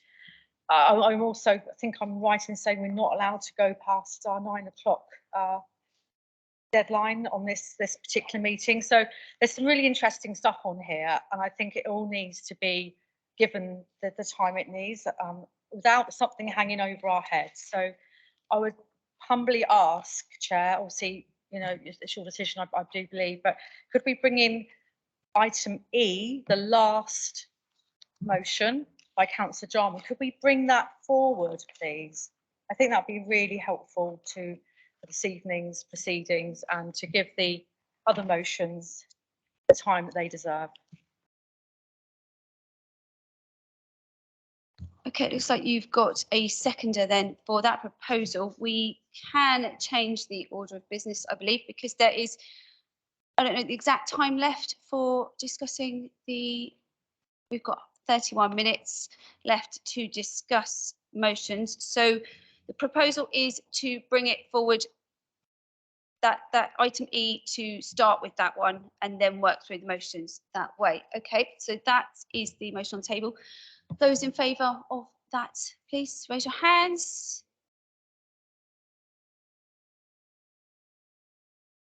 Okay, anyone against bringing that forward? And any abstentions?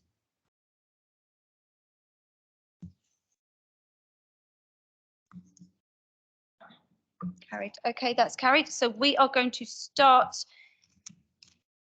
item 8 with motion E. So that is Councillor Jarman's motion. So it's in the right order. I'm getting a bit of feedback there, sorry. So Councillor Jarman, would you like to bring that forward, please? Thank you, Chairman. With cross-group and ungroup member support, the previous leader of the Conservative group, Councillor Joe Robinson, circulated and submitted on the 24th of May a proposed motion of no confidence in the ability of the executive leader of the council, PC Wilcox, sorry, I've got people talking over me at the same time, to lead. I've still got people talking over me at the same time. I'll pause. Thank you. To lead a properly functioning cabinet, to remove her from office and to appoint a new executive leader of the council and cabinet. His proposal and its slightly amended version, which followed, received substantial support, but was deferred from a proposed extraordinary general meeting to today to avoid conflict with the electoral nominations. Councillor Robinson has, however, recently resigned his post in order to focus on the forthcoming general election. The new leader of the Conservative group, Councillor Susie Ellis, has informed us that the Conservative group do not wish to take the opportunity tonight to remove the executive leader of the council and cabinet and to lead from this evening the planned coalition administration of cross-grouped and ungrouped members. It has been requested that some additional time be given to further determine the coalition policies and structure. Respecting this request, and as no other member of the largest political group has come forward to stand as executive leader of the council, and we are told that the Conservative Party rules do not allow members of their group to vote for a member of another group, the motion tonight is withdrawn. Can I just make a correction of fact on Councillor Jarman's submission? I at no time have submitted a motion of no confidence. I publicly acknowledged that there was a motion, a draft motion being circulated back in May, June time. It was never a motion. It was never submitted. The current motion has absolutely nothing to do with that draft and has absolutely nothing to do with me in terms of the preparation of it. And I just wanted to check that Councillor Jarman acknowledges that. I accept Councillor Joe Robinson's correction that it was submitted to legal, not formally as a formal motion within the council mechanism. Thank you for that correction. Councillor Ellis. Thank you, Chair. I thank Councillor Jarman for withdrawing the motion, which was submitted without reference to myself or the vast majority of the Conservative group. It does not reflect the approach I will be taking as the new leader of the Conservative groups and the steps that we are exploring to find the best way forward. Thank you. Councillor Brodie? Yes, just to clarify as well that I was also consulted about Councillor Robertson's original motion. I considered it worthy of debate. I've never committed to supporting the motion. The motion that is in now is a motion I would never support in a million years because it asks for a leader to be appointed from the Conservative group. I may sit on the opposition side, but I'm not a Conservative. I remain a socialist. Thank you, Chair. Thank you for that clarity. So that has been withdrawn, that motion. So we will move on to the next motion, I believe. Okay. So that now brings us back to Councillor Lilley's motion, I believe, if I am correct. Getting confused with my motions here. Councillor Lilley, would you like to put forward yours? Thank you. Thank you. Thank you, Chair. I wish to put forward this motion. You've got it in front of it that the Isle of Wight Council resolves that every child and young person on the Isle of Wight should have accessible out-of-school youth service provision that is of a consistent quality wherever they live on the island, and that the council as a unitary authority works with every parish, community and town council, youth organisations and voluntary sector to ensure every child and young person has a quality in access to a youth out-of-school service across the island. It is back in 2018, youth services that were run by Isle of Wight Council across the island were cut to actually make savings. I believe that this was a mistake. And in fact, what has actually happened across the island is you've actually had different parish and town councils, voluntary sector organisations, churches, actually filling that gap with different youth services across the island. And those services, a lot of those services are good quality, but there is now a postcode lottery.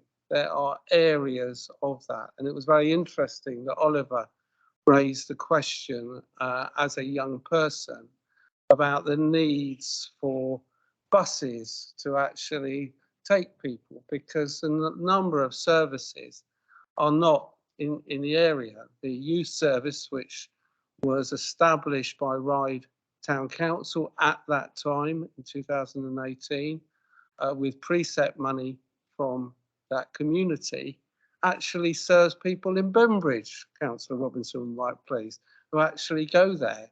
But actually people in Bembridge do not financially contribute to that.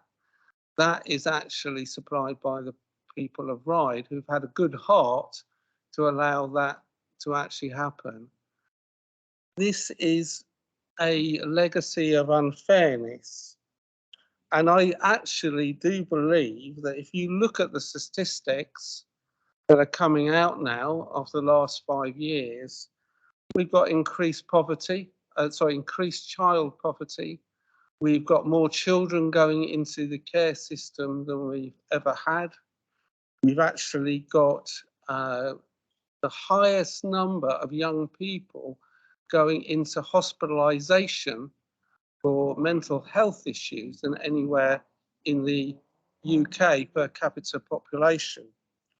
And I actually would say that I believe there's a connection with the level of increase of negative health, social poverty, educational indicators regarding young people since this disastrous decision was made.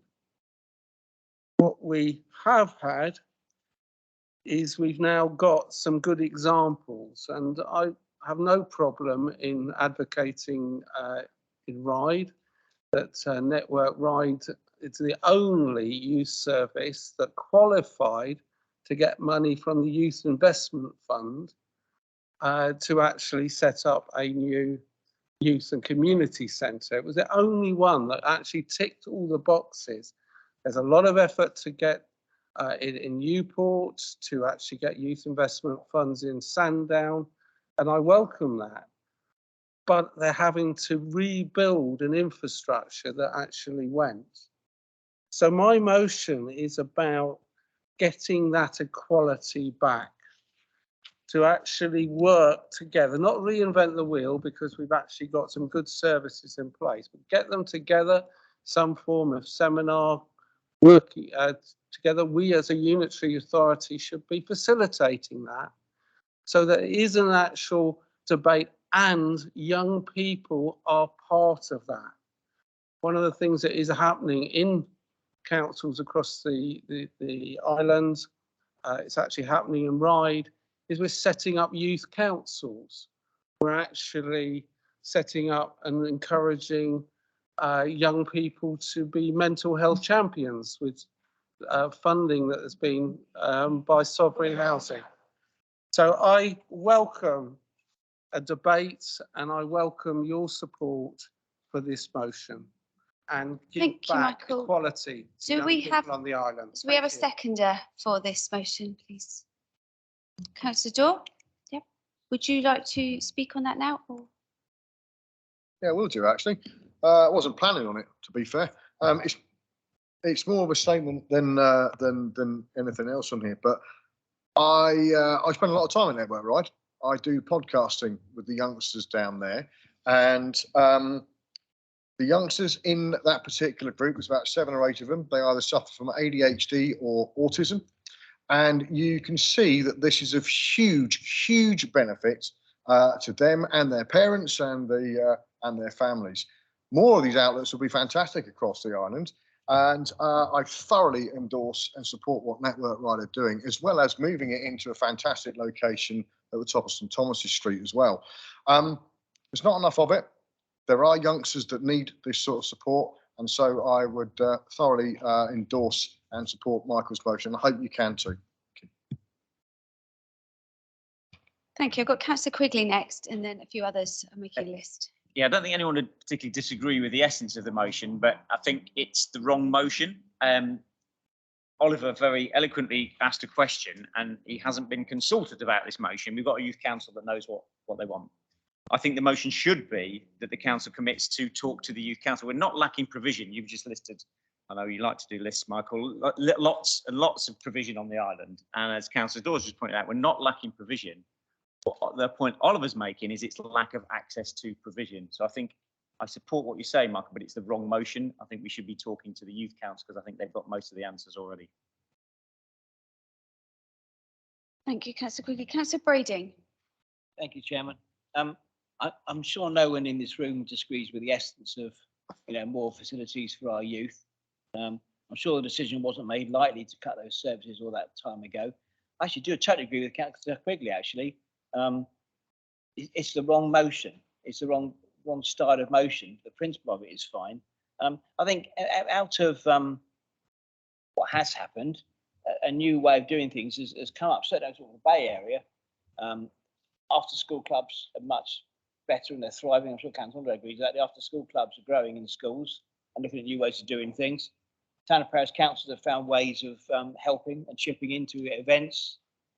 Churches also put on events now, and even some private providers have come forward and put on services. And certainly in the Bay Area, I can only talk about the Bay Area, there's a lot of initiatives in the Bay that really help the young people. Skate parks have developed, got community action working in the Bay. So whilst I agree with the principle of the motion, there's not enough meat on the bones really of no hows. The motion needs more meat as what could be done, what types of things could be done. And as Councillor Bacon said, the motion and wording is wrong. Principle of it, everyone in the chamber is going to agree with, helping and supporting our youth. I just don't like the wording of the motion. So that's so I'll just support it because of the principle behind it. It could have been smarter. Thank you. Thank you, Councillor Brodie. Councillor Andre. Thank you, Chair. I very much advocate that if we are discussing services and provision for our young people, it's our young people where we actually need to start that conversation.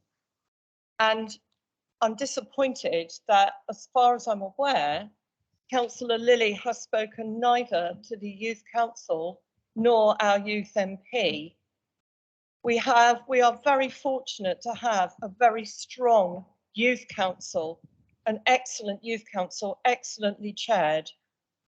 And I would have thought that that would be the place that we could start, because we have to work with our young people, not do to them.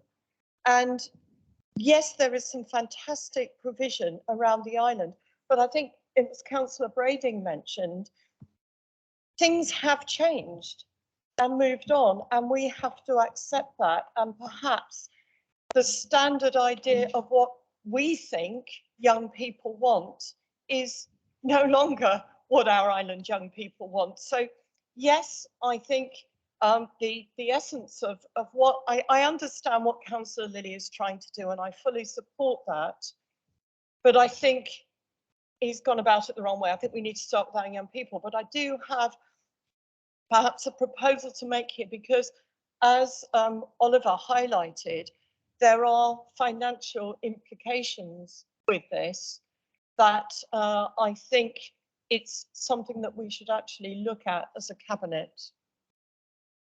So I propose that we take this to cabinet. I did think that might be something we could explore, Councillor Lilley. Would you? Sorry, and just to add to that, as I said earlier in my answer to Oliver, I think it's important that as part of that piece of work, we actually do a mapping out of what currently exists, and we start the conversation with our young people, because only then will we know where, nobody wants it to be a postcode lottery, but we need to do that exercise first so that we do actually know where the strong provision is, where we can learn from best practice, so that we can actually work with our young people to have something that they actually want and are going to engage in. Councillor Lilley, would you like us to explore that avenue of looking at it in a slightly wider context there and maybe opening it up? The essence, as the word that people have said, have used, was about that, and actually very much about. And in fact, the issue, I do actually have consulted young people, perhaps not Oliver, but definitely through things. I have been a very long-term member trustee of the Isle of Wight Community Trust, and I have discussed with their various forums and things, particularly young people with mental health issues. But I wanted a debate and discussion so that we started as a council to put this as a priority. And yes, we need to talk to young people and get involved, but that's why I put this forward. It is the only way, when we're talking, Councillor Brodie, about committees and things, the only way as a councillor of 39 to actually get this council discussion is through motions. So this was to start getting this as a priority to actually discuss. So I'm happy for this to go to cabinet, but I would like a proposal from cabinet to come back to full council so that we can actually prioritise this in a way to make sure that we do get all the different organisations and things to come. So there is not one young person on this island that doesn't actually get an out-of-hours service. Because Michael, I'm just worried we're going to run out of time on it. I don't want to stop you, but it won't get discussed at all if we don't come to some sort of agreement on it. So happy for it to go to cabinet as long as I have insurance that it's brought back to this full council. Which we would have to, and I think that might just give it the importance it needs actually to go to there and discuss it in a wider context. I've got lots of you on a list to speak, but I think if we're going to take it to cabinet, then sorry, you're not the next on the list either, Councillor Mostow. So I think if we agree that it will go to cabinet, we can just do that straight off, and then that's done. Sorry, I just need to say, we've had a whole debate and voted for things to go to committees and take things away from cabinet. Should this not be going to Children's Services Committee and actually doing a plan and then that referred to cabinet? You know, we're putting everything over to cabinet when actually we've got committees that should be doing It can do, and I think cabinet might do that. I think we were just looking at this context right now and making sure that it wasn't overlooked, as some people had been slightly negative towards the motion when obviously it's got a very important aspects to it. Can I just say, I haven't seen it as negative, but it's about debate. But actually, Councillor Mossell's got a very good point. That actually, let's put this from this council to the young people, to the Young People's Committee, for them to come back, right, in liaison with the cabinet, to actually come back. The key is to give them a voice, and if my motion can give them a voice, I'm happy for that. Yeah, no, I agree with that, and thank you, Councillor Mossell. I think we just needed to look at it in a wider context there, that it was done with those young people in mind.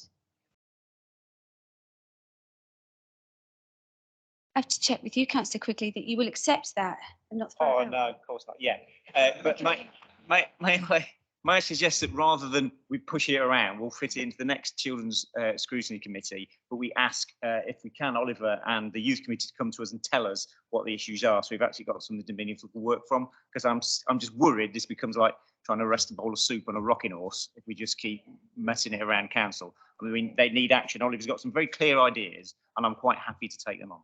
That was my concern about it in general, that it wasn't going to be taken seriously enough and actually see some outcomes. So I think if we can get it to that process, that would be brilliant. So that one is now referred to Children's Services. Phil, you're not on my list, so I'm not taking your list, Chair. comments, I'm afraid.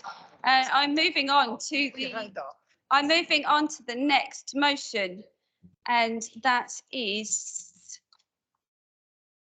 by Councillor Bacon about the oceans, and it's really, really long. Councillor Brodie, Which is, you're not I on my have a list. point of order, which is precisely my point. I don't think I've ever seen a motion as long as this on the agenda in all my time, except the budget. I was going to get to that. Yeah, You haven't let me. I was just going to ask, can I ask the monitoring officer? It's the Constitution says motion should be succinct. Can we have a definition of what succinct means under this council? Councillor Brodie, I did actually have this conversation with the monitoring officer and the proposer of the motion. And I was, as you have mentioned, quite alarmed at the size of the motion. But I was told that it was allowed to be this long by the monitoring officer, that it had already been made more succinct than it was, and that the proposer of the motion talked about the importance of it, considering we are surrounded by ocean, and that we should give it the utmost importance and read all the details about it, that it is taken from another motion put forward and it needed to have everything in it. But I did raise it that this was slightly too long for some of us in here to read. Councillor Jordan, have you got a point of order? Thank you. Two very quick points. Just trying to get on your list. That's first point. And second point is, I'm very happy to debate and consider it if Councillor Bacon confirms that he won't read it out from start to finish, because it's in front of us. I would like to hope everybody has read it through completely. So we are not going to read it out because we are running tight on time. Yeah. Councillor Love. Chair, we actually did agree that we would ask him to shorten this. We actually agreed that. I did do that. I had that discussion. It hasn't been shortened. It has not been shortened, but I did take up that request and do it. So I think now there's a lot of hands, but I need to come to the proposer first. And another point of order. You're not on my list. Right. Councillor Lilley. Point of order is exactly what Councillor Brodie has said, is that there is not consistency from the monitoring officer about the levels of his motions. I'm not known for short sentences. You were this time, to be fair. And And on a number of occasions when I have written the half of the level of Councillor Bacon, and I've had it bounce back from the monitoring officer saying it's not concise. And we've accepted something which is a Councillor full Lilley, essay. I think it's totally wrong. We take, and as it is the same with planning applications, we take one on each of its merits and look at it. So I think this may be a discussion for outside of this chamber again. Actually, I think there needs to be some correction there, because the monitoring officer and I, and you were there at the meeting, agreed that this would be shortened, and it hasn't been. Wait, we agreed that it would be asked to be shortened, Carl. Yep, which was your decision to make, not the monitoring officers. Which was my decision, and I spoke to the proposer and made my thoughts very known. So I think this is perhaps a discussion for outside of this chamber. Have you got another point of order? Which one? Yeah, that's what I want to do. Yeah, if I could just go to the proposer of this motion, or we're getting nowhere and taking up even more time. So thank you very much, Chair, and I acknowledge the discussion that's been going on there, and I will say a little bit about it. My address on this motion is going to be as brief as I can make it. Keep it short. I will. If people are watching this and see that we're discussing the future of our oceans, and we spend more time discussing whether it's too long and whether it's long enough, too long for a councillor to read, I'm not sure that will give a particularly good impression of this body. And that's the thing that they're more concerned about debating than what this motion seeks to do. I'll say no more about that. As I say, I'll try and be brief. I know this is a long motion, but it's a long for a reason. I also sent a supporting email, I think it was on Monday, which I hope people have read, because I was conscious of not taking up too much time with the detail of what is here. The motion very simply is asking this council to pledge support for ocean recovery through the actions set out in numbers 1 to 7 on the motion as printed. Our local waters and seas are important. Problems with the ocean have a greater effect on coastal communities, and as you said, Chair, and as came up in our discussion, with the island, we are surrounded by the stuff. It's even more important. The motion is based on a model, a suggested model, developed by 3 people.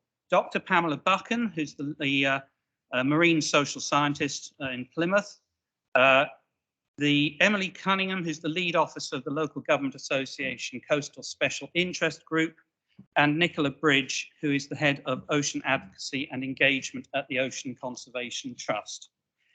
They developed a model motion, which is significantly longer than this, which I edited down,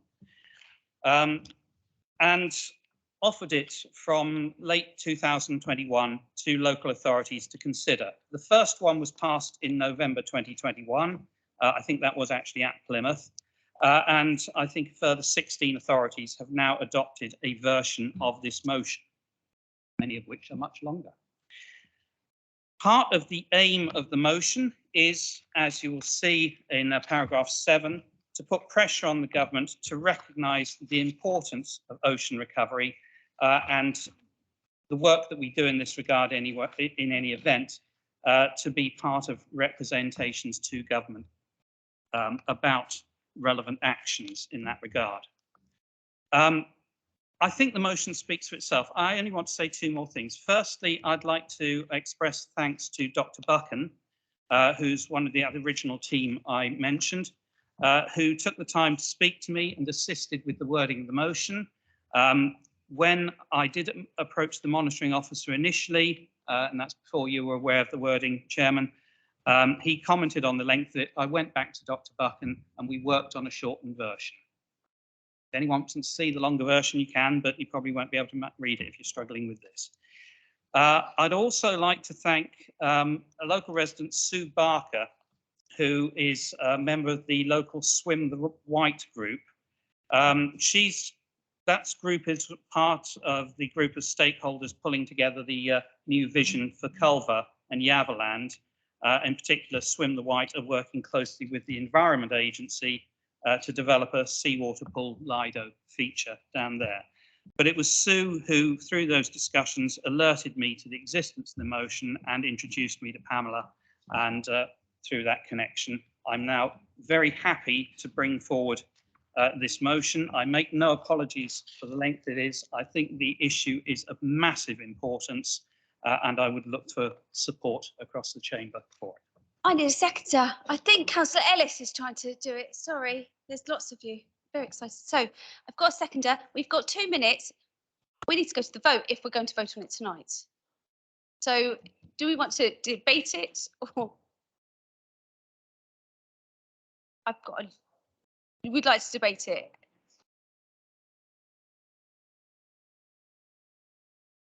Point of order?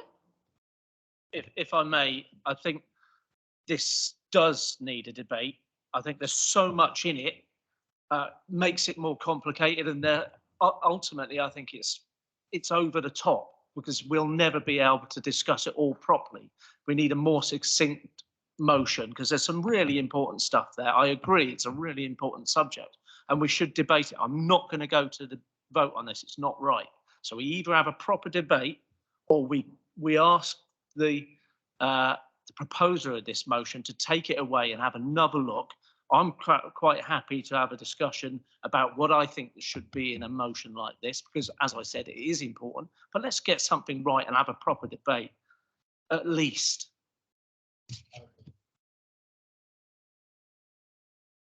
Okay, thank you for your opinions. So we can defer this motion given the time we have left, which I believe is only what, 40 seconds. So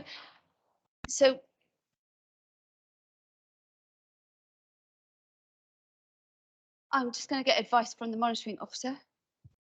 Thank you. Thank you, Chairman. Under the procedural rules, you cannot defer the matter. You don't have to sort of deal with it during the available time. Thank you.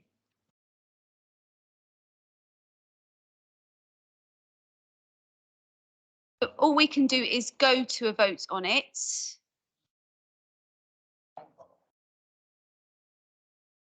Chair, can I ask if the motion is not, conflicting. people are not happy to vote on it, and I'm really quite shocked and surprised at that. Can it then go to the next agenda? And I would undertake to answer questions, provide information to people. I do not want to see this lost purely because people think it is too long. It is too big an issue to make that any sort of relevant consideration. Mr. Potter. Mr. Potter's going to give some advice on that. Thank you, Chairman. I think from what I can gather, the allocated 1 hour for a debate on motions on notice has now expired. So therefore, it will in any event go on to the next agenda for the ordinary council.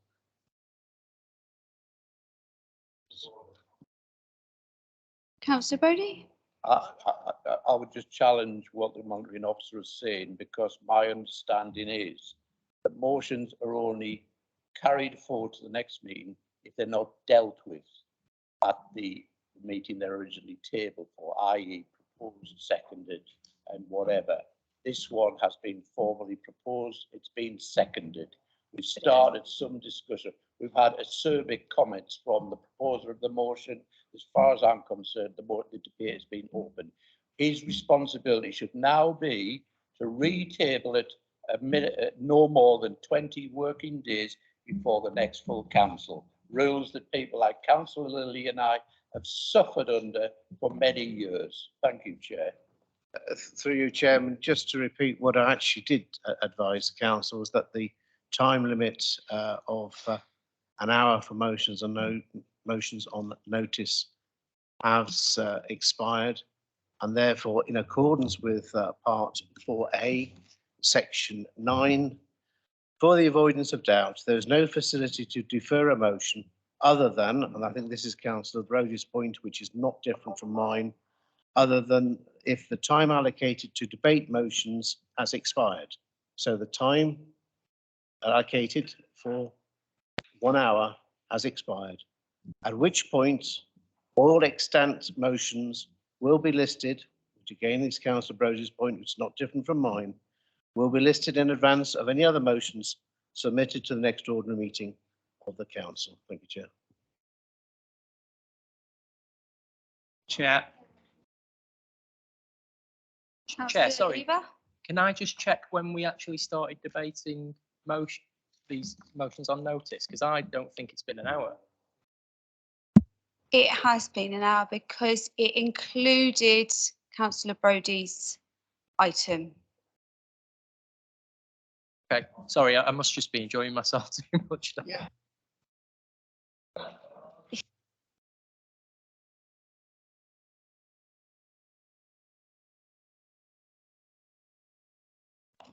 Chair.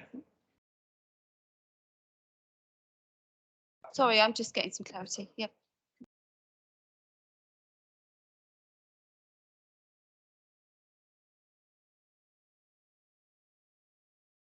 I believe it's going on to the next agenda because it hasn't been discussed and it hasn't been dealt with. It has only been seconded.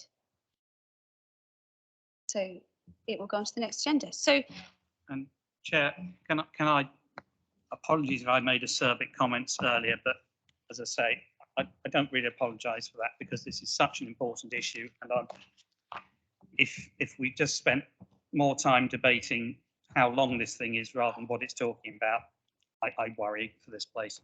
But I'm more than happy to do what I can to bring forward a shortened version of the motion next time. It will diminish it. It will mean that we're not in line with the 16 other authorities who've seen fit to pass equal or longer versions of the motion containing all the salient parts from the model motion. But if that's what this chamber feels it can deal with, then I'm happy to do some work on it to bring something back, an amended version that satisfies people so that we can actually discuss the issue rather than procedural points. Councillor Moster. Sorry, can we not just, I don't know the constitution like Jeff, but can we not, because this is really important, and what we're saying is we just don't have time to debate it at the moment, but I'm quite happy to stay here till 9 o'clock. My dog sitter's still there for a bit. Can we not vote to extend the meeting till 9 to just to debate this motion? We're not allowed to do that? I don't believe we can extend past the hour to extend motions, but I will get advice on that.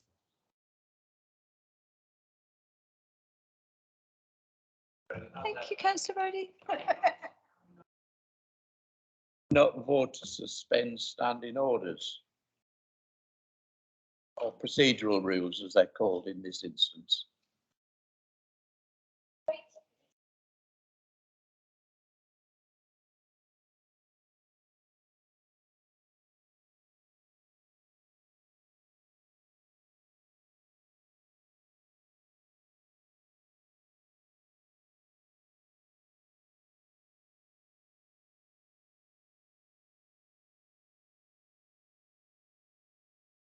Mr. Potter.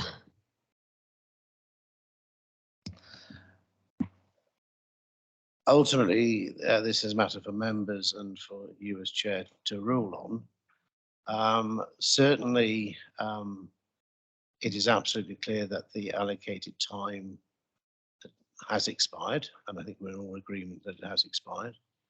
There is provision in the Constitution to suspend procedural rules.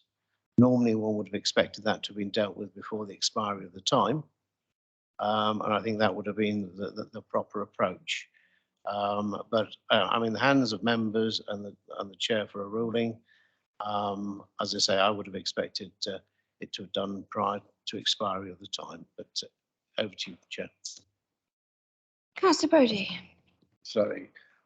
Can I propose that we suspend standing orders to deal with this item until 10 to 9 to allow a short period for members' questions at the end? For a seconder. Is there a seconder for that proposal for Councillor Brodie? Councillor Outlaw. And all those in favour of that proposal? Those against? That one against? Oh, those abstaining. Thank you, that's carried. Then we will carry on with the motions, specifically that motion that we were discussing, Councillor Bacon, until 10 to 9. This, do we not have a second?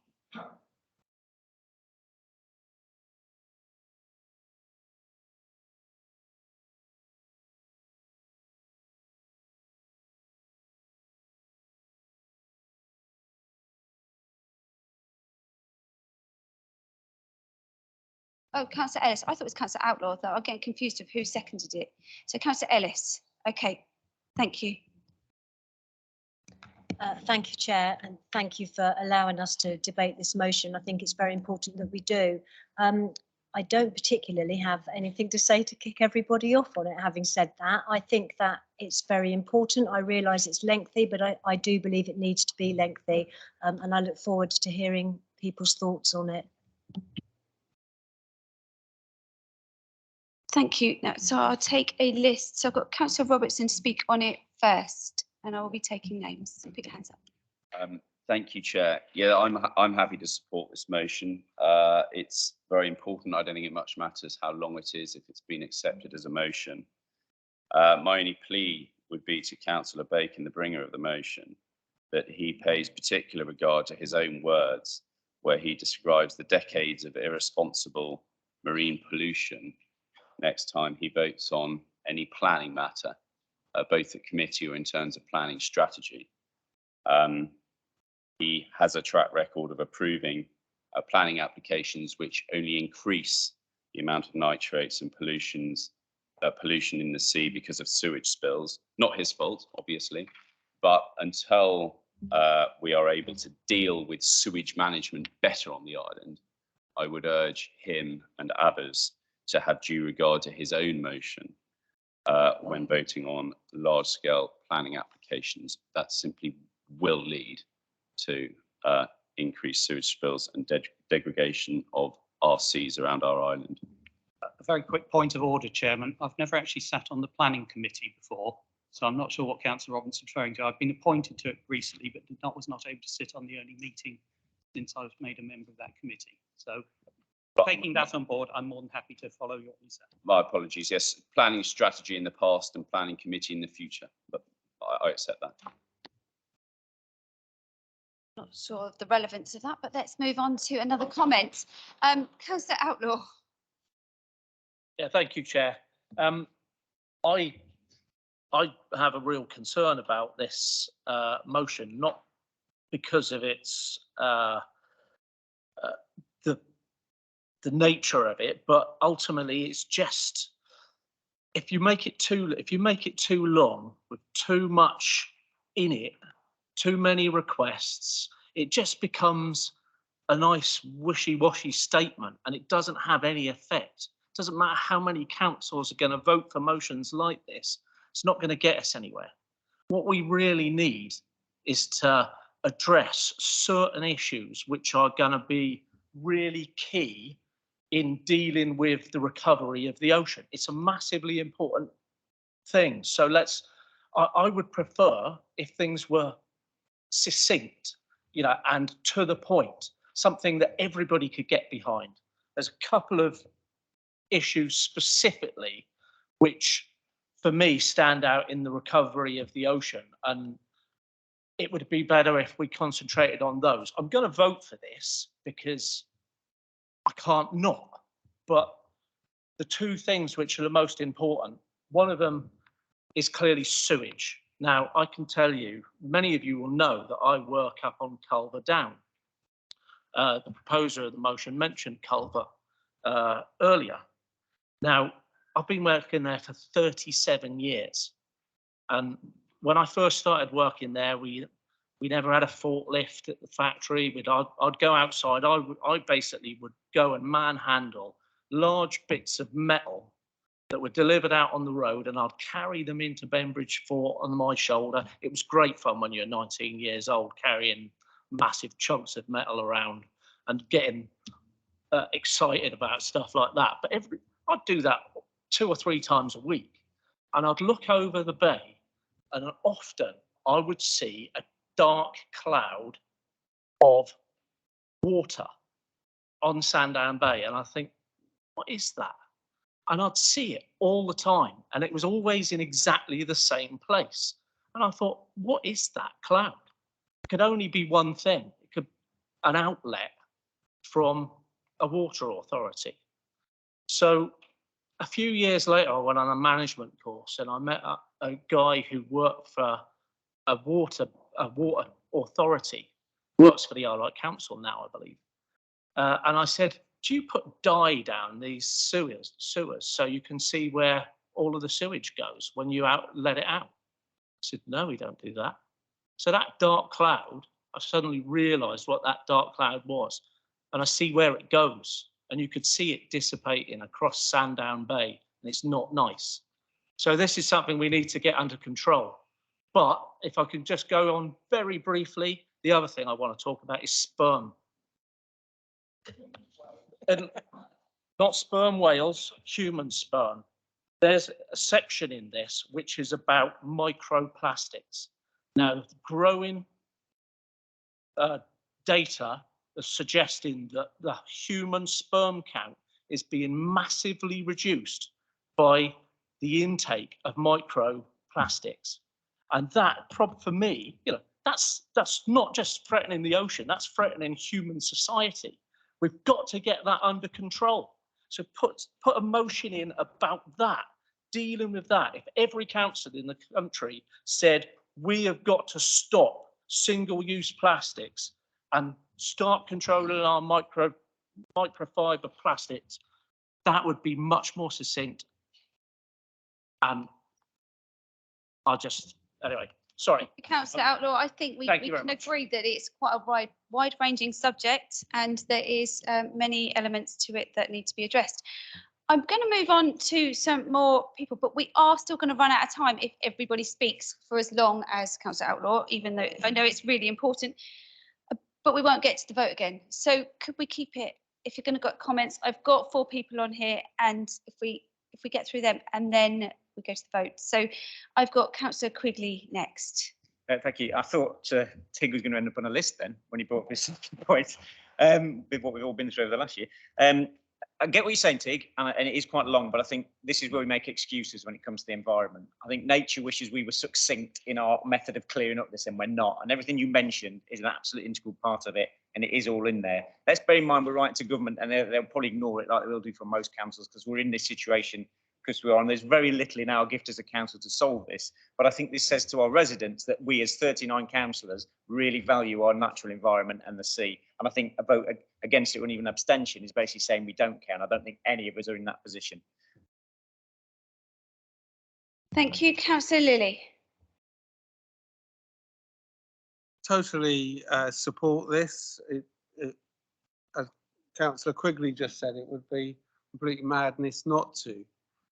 But I do think it is important. These motions need actions and put things in place. I totally support various actions by Surfers Against Sewage, and continually have on my beach, or the beach in my ward, 135 times release of sewage onto that beach and into the Solent. This is totally unacceptable. The legal limit is 35. In fact, the last time of a demonstration, I was pleased that Councillor Ellis was actually there with me and actually showed that it was cross-party. We have got to stop the release into, and we need to really hold Southern Water to account to actually stop that release or release of sewage, because when we have torrential rain, and we're going to probably have it in the next couple of days or few days, that goes into our Victorian system, and the water, the sewage mix into that, and they have to release it. And until we actually prioritise and actually just say and work with Southern Water to actually stop this, we're not going to achieve any of these other things. That has to be the priority. And I will keep demonstrating and getting out there with Surfers of Sewage. I hope with others you to actually stop this. Thank you, Councillor Lee. Councillor Spink. I'm going to be as brief as I possibly can. I've just got 3 points. Well, the first, not really a point, but the first thing is I wholeheartedly support this motion. But in order to give it some teeth, it seems to me that we would be greatly assisted if the biosphere had a legal status. The biosphere has no legal recognition or designation by the government. So we need, I'm sorry, Councillor Wilcox, PC Wilcox, if you find this tedious, but it's important. Oh, I see. I thought you're looking to the ceiling was related to me. I think we all agree with you about the biosphere. Right, so Councillor we Smith. need a legal designation and a legal categorisation. And I would ask the relevant cabinet minister, cabinet member, Councillor Bacon, to see if that can be progressed. I have asked for it before. Secondly, Southern Water have said to me, and I understand to the council, that they could deal with the reduced storm discharges into the ocean if a planning condition could be imposed on new builds that they have a water recycling facility for grey water. So my question is, can the cabinet member pursue that? And finally, we are told regularly on planning committee that provided sewage drains to Sandown, and as a result, poor old Sandown is getting all of our you-know-what.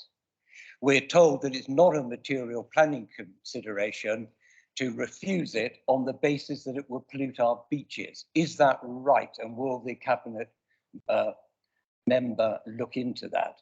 I fully support this, but I'm getting rather tired of this council putting forward airy-fairy strategies which don't actually achieve anything. This is really important, and let's jolly well achieve something with it. Thank you, Councillor Spink. All good points. I have got 3 more people to speak, and then we will have to go to the vote, otherwise we won't do it. So if we could keep them short. Councillor Jones Evans next, please. Thank you, Chair, and happy to keep it short, and also happy to support this motion. And it's lengthy because it needs to be, and actually we're quite interested in seeing the fuller version.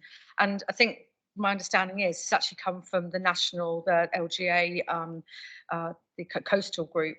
So this has had a lot of work put into it, and by all of us joining together, we put more pressure on government and different bodies. So it's actually very important that we play our part, especially as the Chair said earlier, we are surrounded by water, or perhaps as Councillor S, you know, it's so important to us. And the biosphere also covers areas of the Solent too, the water. You know, it's just in comparison to how much ocean there is, 71%, I think, of the Earth's surface is covered by water. This is actually quite a very small, and probably hasn't gone far enough. This is a great start, though. I think we really need to embrace this and look at the different elements and see what we can do. You know, look at the size of our island plan, emerging island plan. I'm sure Councillor Fuller will better fill me in the details on how we look at the sea within that. But we really have neglected it. We don't even understand part of our oceans. We haven't even mapped properly the whole of our oceans. People are now looking to mine our oceans. This is a precious resource. It keeps us alive. So I'm 100% behind this. Let's see what we can do. Let's make a start. Let's just not ignore it and just get on and join with other councils across the country. Thank you. Councillor Fuller. Thank you for very much. First of all, I need to declare an interest. I am Vice Chairman of CIFCA, which is mentioned in Councillor Bacon's resolution. I am absolutely in favour of this. About 6 months ago, I attended a meeting of the Solent Forum, which I was very pleased to attend. And one of the sessions that they were talking about was polychlorinated biphenyls, PCBs. PCBs was something that was discontinued about 30 years ago, but they are still flowing into our oceans. One of the impacts of PCBs into our oceans is the fertility of our marine food chain. Very important. We've got a pod of killer whales off that is off the shore of Scotland. They have not bred, and the reason they've not bred is because we are throwing so many nasties into our oceans. We need to wake up to this, and I think this recommendation goes some way to do that. I would be amiss following Councillor Spink if we didn't mention some of the good stuff. And I know Peter knows about the good stuff in the island planning strategy because he mentions them quite often during planning committee meetings. We're talking about biodiversity net gain. We're talking about nature recovery. We're talking about green homes. All of that will help to make our island a place we can be proud of. It needs to be accepted, the island plan does, and it doesn't need to keep on being thrown out. We've worked with officers to make sure that we have those green bits included. But again, we still haven't had that adopted as a planning strategy, which I am anxious to do. I think it's important. And I think this motion is another example of why it is so important. We inherit, we give our children this planet, and it's important that we live sustainably. And I am in full support of Councillor Bacon's motion. Thank you. Thank you. Councillor Lever. Thank you, Chair. Quickly, I think it's a good motion. I'll support it. It makes some good requests of ourselves, i.e. Cabinet, and it also makes some good requests of government. And just to make a comment on, people are saying we don't want a wishy-washy motion, but then we complain when there's detail and there's specific requests. I don't understand that, but yeah, happy to support the motion. Thank you. Thank you. Councillor Churchman, if you're very quick, I think you're the only other one. Yes, the one thing I support the motion, but the one thing the motion ignores is us. 142,000 people on this island who shower regularly, chemicals pouring into the sea, the washing of plastic clothes flowing into the sea. It's about time people individually took responsibility for what they do to the planet. Look what's happened with electricity. Electricity is blooming expensive. So I've cut my electricity bill almost in half.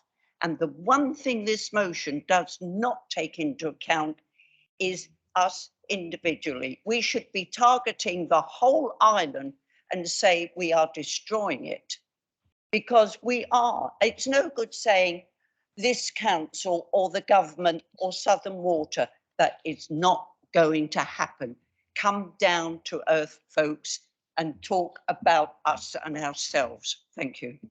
Thank you, Councillor Churchman. I agree with personal responsibility, and I think that's led by education about the issues as well. And discussing this helps with that and bring it forward and the frustrations with it. I think, so we've got the motion. Have we got a seconder? Is that done? Yeah, Councillor Ellis. Right to reply. You've got a couple of minutes and then we will take to the vote. A couple of minutes. Thank I'd just like to thank Jeff for coming up with the procedural cleverness to allow us to have this debate. I'm sure it's a shortened debate, but I thank everyone for the comments, particularly Richard, I think made some very good points. I won't answer all the points. Councillor Spink, I'm more than happy to engage with you over the points you make and others as well. This motion is really about just ensuring we give this issue the priority and importance it deserves. Yes, there are particular issues of concern. Sewage, I know people were going to mention that.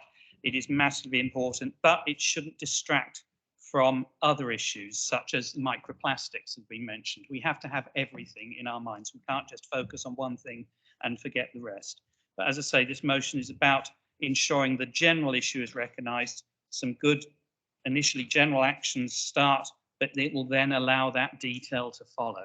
And that's where the real work will be done. I'm sure I'll be bringing forward further detailed motions and suggestions in the future. I think that's all I really have time for. Can we go to the vote? Thank you, Councillor Bacon. Let's go to the vote on this. All those that are for this motion, please raise your hands. Okay, anyone against and any abstentions? No, I think that is carried. Thank you very much. At this point, we don't discuss any more motions. We go straight on to the members' questions, which is item 9. I think we have a submitted question from Councillor Stewart. So would you like to lead with that, please, Councillor Stewart? I would if I'd submitted one. I submitted. We are different. You didn't have anything submitted, it just says that on my sheet. Okay, we have established the error there. That's fine. So do we have, so Councillor Lilley, you had your hand up first to ask a question. Yes, I submitted a question in writing. In light of the announcement by South West Trains that the ticket offices are to be closed at Ryde, Esplanade and Shanklin, what action does Isle of Wight Council and Cabinet intend to take? Because this is going to really affect a lot of people. Those ticket offices are extremely important to our tourism, and they're also important to residents that need to actually physically talk about the best way and the best value for money for tickets. And it also relates to the fact that we spent nearly 10 million of government money to actually get a completely new ticket office with the announcement that then it's going to be closed. So I would like the answer to that. Thank you. Councillor Peter Wilcox. Yeah, this concern was raised at our transport infrastructure meeting, and I think you'll be well, not pleased, but at least it will give you some that we were really thinking about it and seeing what we can do. So, Councillor Jordan, you've got a really thorough response that we got from South, because we questioned them over this. It was a lot of people questioned them over it. Thank you, Chair. Thank you, Leader. Thank you, Councillor colleagues. I have responded to Michael, and we're passing it round now. I'll read it out. You can read it yourselves, but it's a fairly comprehensive, as you're getting it, reply. I'll read it out. And it said, this was my reply to Michael, updated at the time from this Monday. So thanks to the email and detailed comments. So firstly, I've responded to the consultation process, expressing my concerns as Cabinet Member for Transport. I do urge others to respond equally to the online consultation, which closes on the 26th of July. That's next Wednesday. Respond here, well, in paper form, it's not a link, but in email form, you can click on it and make comments. And it is a comment-driven consultation. You write your words. It's not a tick box thing. South Western Trains have confirmed that Ryde Esplanade is a Category 1 station. Heaven knows what that is, which means, amongst other things, that it is unlikely to physically close as a space. This consultation is a national approach driven by government, so there is no guarantee either way at this stage of closure or remaining open. But some clarification today from senior managers of South Western Trains suggests that physical closure is not the outcome, but rather, if implemented, a different operating model where behind counter staff provide the same service in front of the counter. I'm informed that staff, be available for assistance from 6 in the morning until 7 p.m. each day, although I'm sure that will be looked at in terms of days of opening in the future. Now, this was challenged in terms of narrative this morning, that's his last Monday morning, this Monday morning just gone, in the Transport Infrastructure Board. But what seems to be the case is the ticketing delivery service would be changing rather than ceasing. South Western Trains confirm that it's very unlikely there will be any staff reductions, and the visible change will be that staff will not remain behind the counter, rather be in front of the counter, and we assume on the station itself. South Western Trains confirmed from their record that only 3% of all ticket sales are conducted through ticket offices and 97% from other methods such as online purchasing or ticket machine services. I think we'll have to accept that that's a true representation of current operations. We've expressed our disappointment, but do understand and accept that this is government driven across the country and not a standalone approach by South Western Railways for their area of operation or for the island alone. In that regard, through the council, through my role, are writing to South Western Trains and the Minister expressing our overall concerns for this whole approach. So at this stage, representations are being made, consultation process will need to conclude and comments collated, and then we will need to await any announcement of the future action in this regard before looking at potential steps open to us. As I said, if the ticket office is not going to be closed, whatever system they implement for sales information delivery, then there is little to be considered to repurposing the area. To be frank, from senior management comments today, that seems the most likely outcome for South Western Trains, retaining the ticket office space for train service usage, but placing existing behind the counter staff in the public space instead.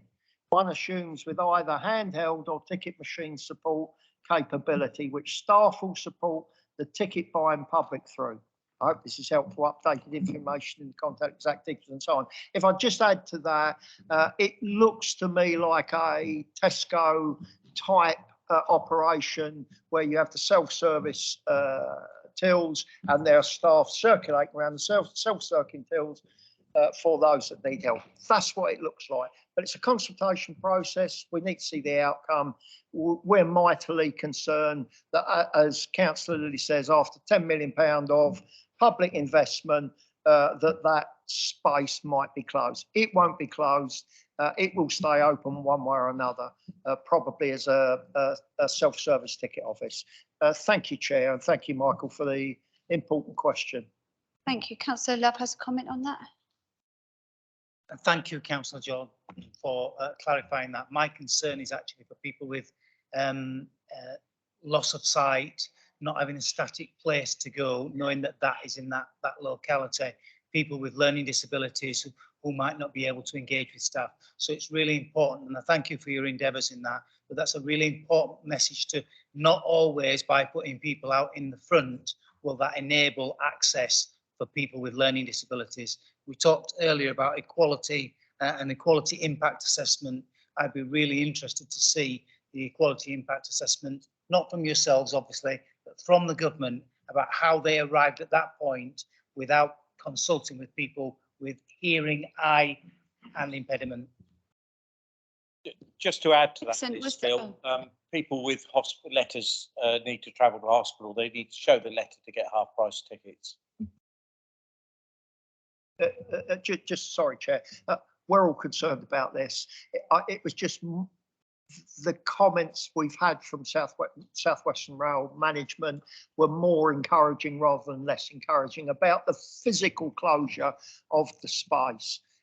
How they deliver tickets, I think, still is a matter for concern. Thank you. Thank you. Next on my list is Councillor Outlaw for a question. Thank you, Chair. During leaders' questions, the leader mentioned the selling off of brownfield sites to private contractors, and Cabinet Member Stevens for housing referred to private developers not wanting to develop sites on the Isle of Wight. In light of those two comments, can Councillor Stevens advise if any guarantees to deliver affordable housing have been given by the developer of the site sold off in my ward at Berry Hill, please? Councillor Thank you for your Stevens. question. And once again, I'll be brief. I'll get you a written response because I know we're pushed for time and there'll be other questions. But I can tell you that negotiations are going on with a registered provider, and I'll give you the full details in writing. Thank you. Councillor Stewart. This is a verbal question, not a written one, just to make sure. We didn't have one before. Right, very short. Yesterday, the AONB joined the National Trust and Natural England in objecting to a temporary military road protection. We all know the military road. So will the council agree to look at a strategic approach to reinstate the military road in the future? Councillor Jordan. Very briefly, yes, of course we will. Very important. Military roads under threat. There are huge problems in finding solution. Very happy, and I've mentioned it earlier, for Councillor Stewart to work with. In fact, welcome his background and experience to help us find a very, very difficult solution to a important problem that we need to solve on this island. It's probably the most pressing highways issue, the failure of the military road. So absolutely yes.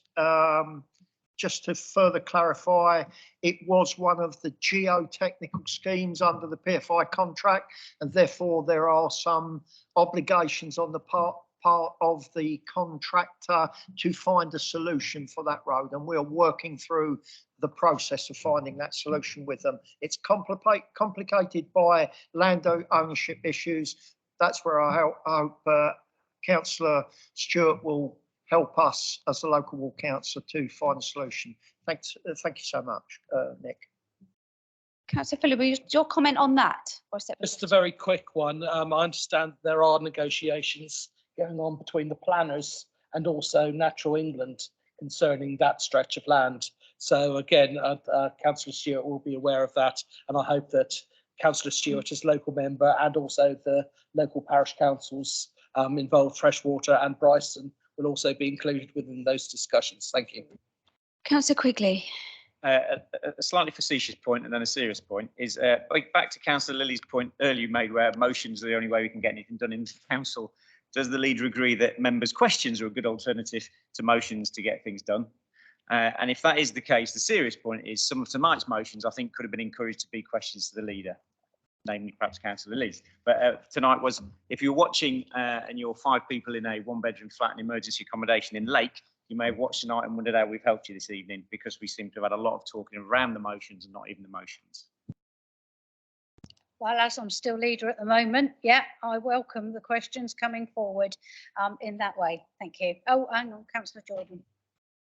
Thank you, Leader. And I don't want to speak on your behalf, but this is an opportunity for me to say, as I've just said to Nick Stewart, as always, and it already happens across the chamber, if there are issues about highways and transport, please come to me and I will work with you in your ward to try and find a solution. That is an open offer to anyone. It's always been there, but I'm going to reiterate it. I hope my colleagues feel the same, but I certainly do. And if you've got issues that we need to solve, please come, and if we can solve them, we'll solve them. If we can't, we can't, but you'll know why. I know, Councillor Musto, I'm doing my best for you. I know. Same goes for the environment. I agree entirely with Phil on that one. Councillor Brodie next, and then if we've got time, Councillor Garrett. This is a short question. It's down Councillor Jordan's way again, actually. I've had a couple of issues. Lots of residents have called me about 2 roads in my ward where there's been horrendous speeding. I actually spoke to the police actually on Friday morning. Credit to the police, I asked them why the mobile speed van couldn't be placed on the 2 roads I mentioned. And they were told I can only go in 4 key locations. We all know where they are, so that's not a problem. But I did ask them if the mobile speed camera, handheld one, could go in my ward. This was Friday morning, and in one of the streets in my ward last night, residents came to say, "Well done, thank you. The speed camera was in my ward and clocking people on one of the 2 dangerous streets." The question is, I've referenced in the residents I've spoken to the speeding review. Have you any idea when a date for the speeding review might be announced, please? It has slipped a little. I accept that. It's going to be this autumn. Most of the data is in, but there's a lot of collation work to do. But this autumn, perhaps October rather than September. Perhaps October, around October.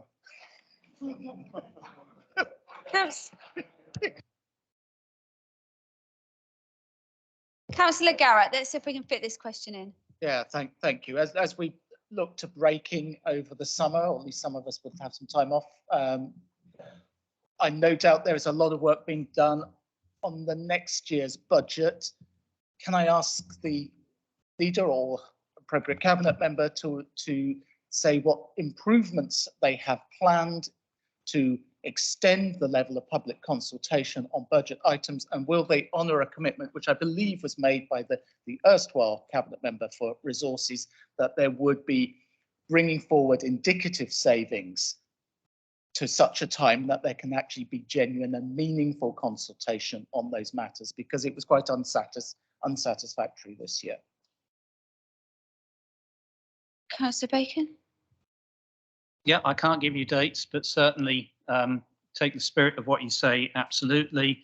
I'm also hoping that the sessions that work up the savings lists will be open to members of other groups as well. This is not an exercise in the state we're in at the moment that can be safely reserved to one side of the chamber, shall we say. So it'll be after the summer that we get to that point, but certainly I'm hoping that we will be able to have cross-chamber involvement in working through the lists, and that will probably feed in, part of that discussion will feed into the consultation process so that everyone is happy with how we're doing it.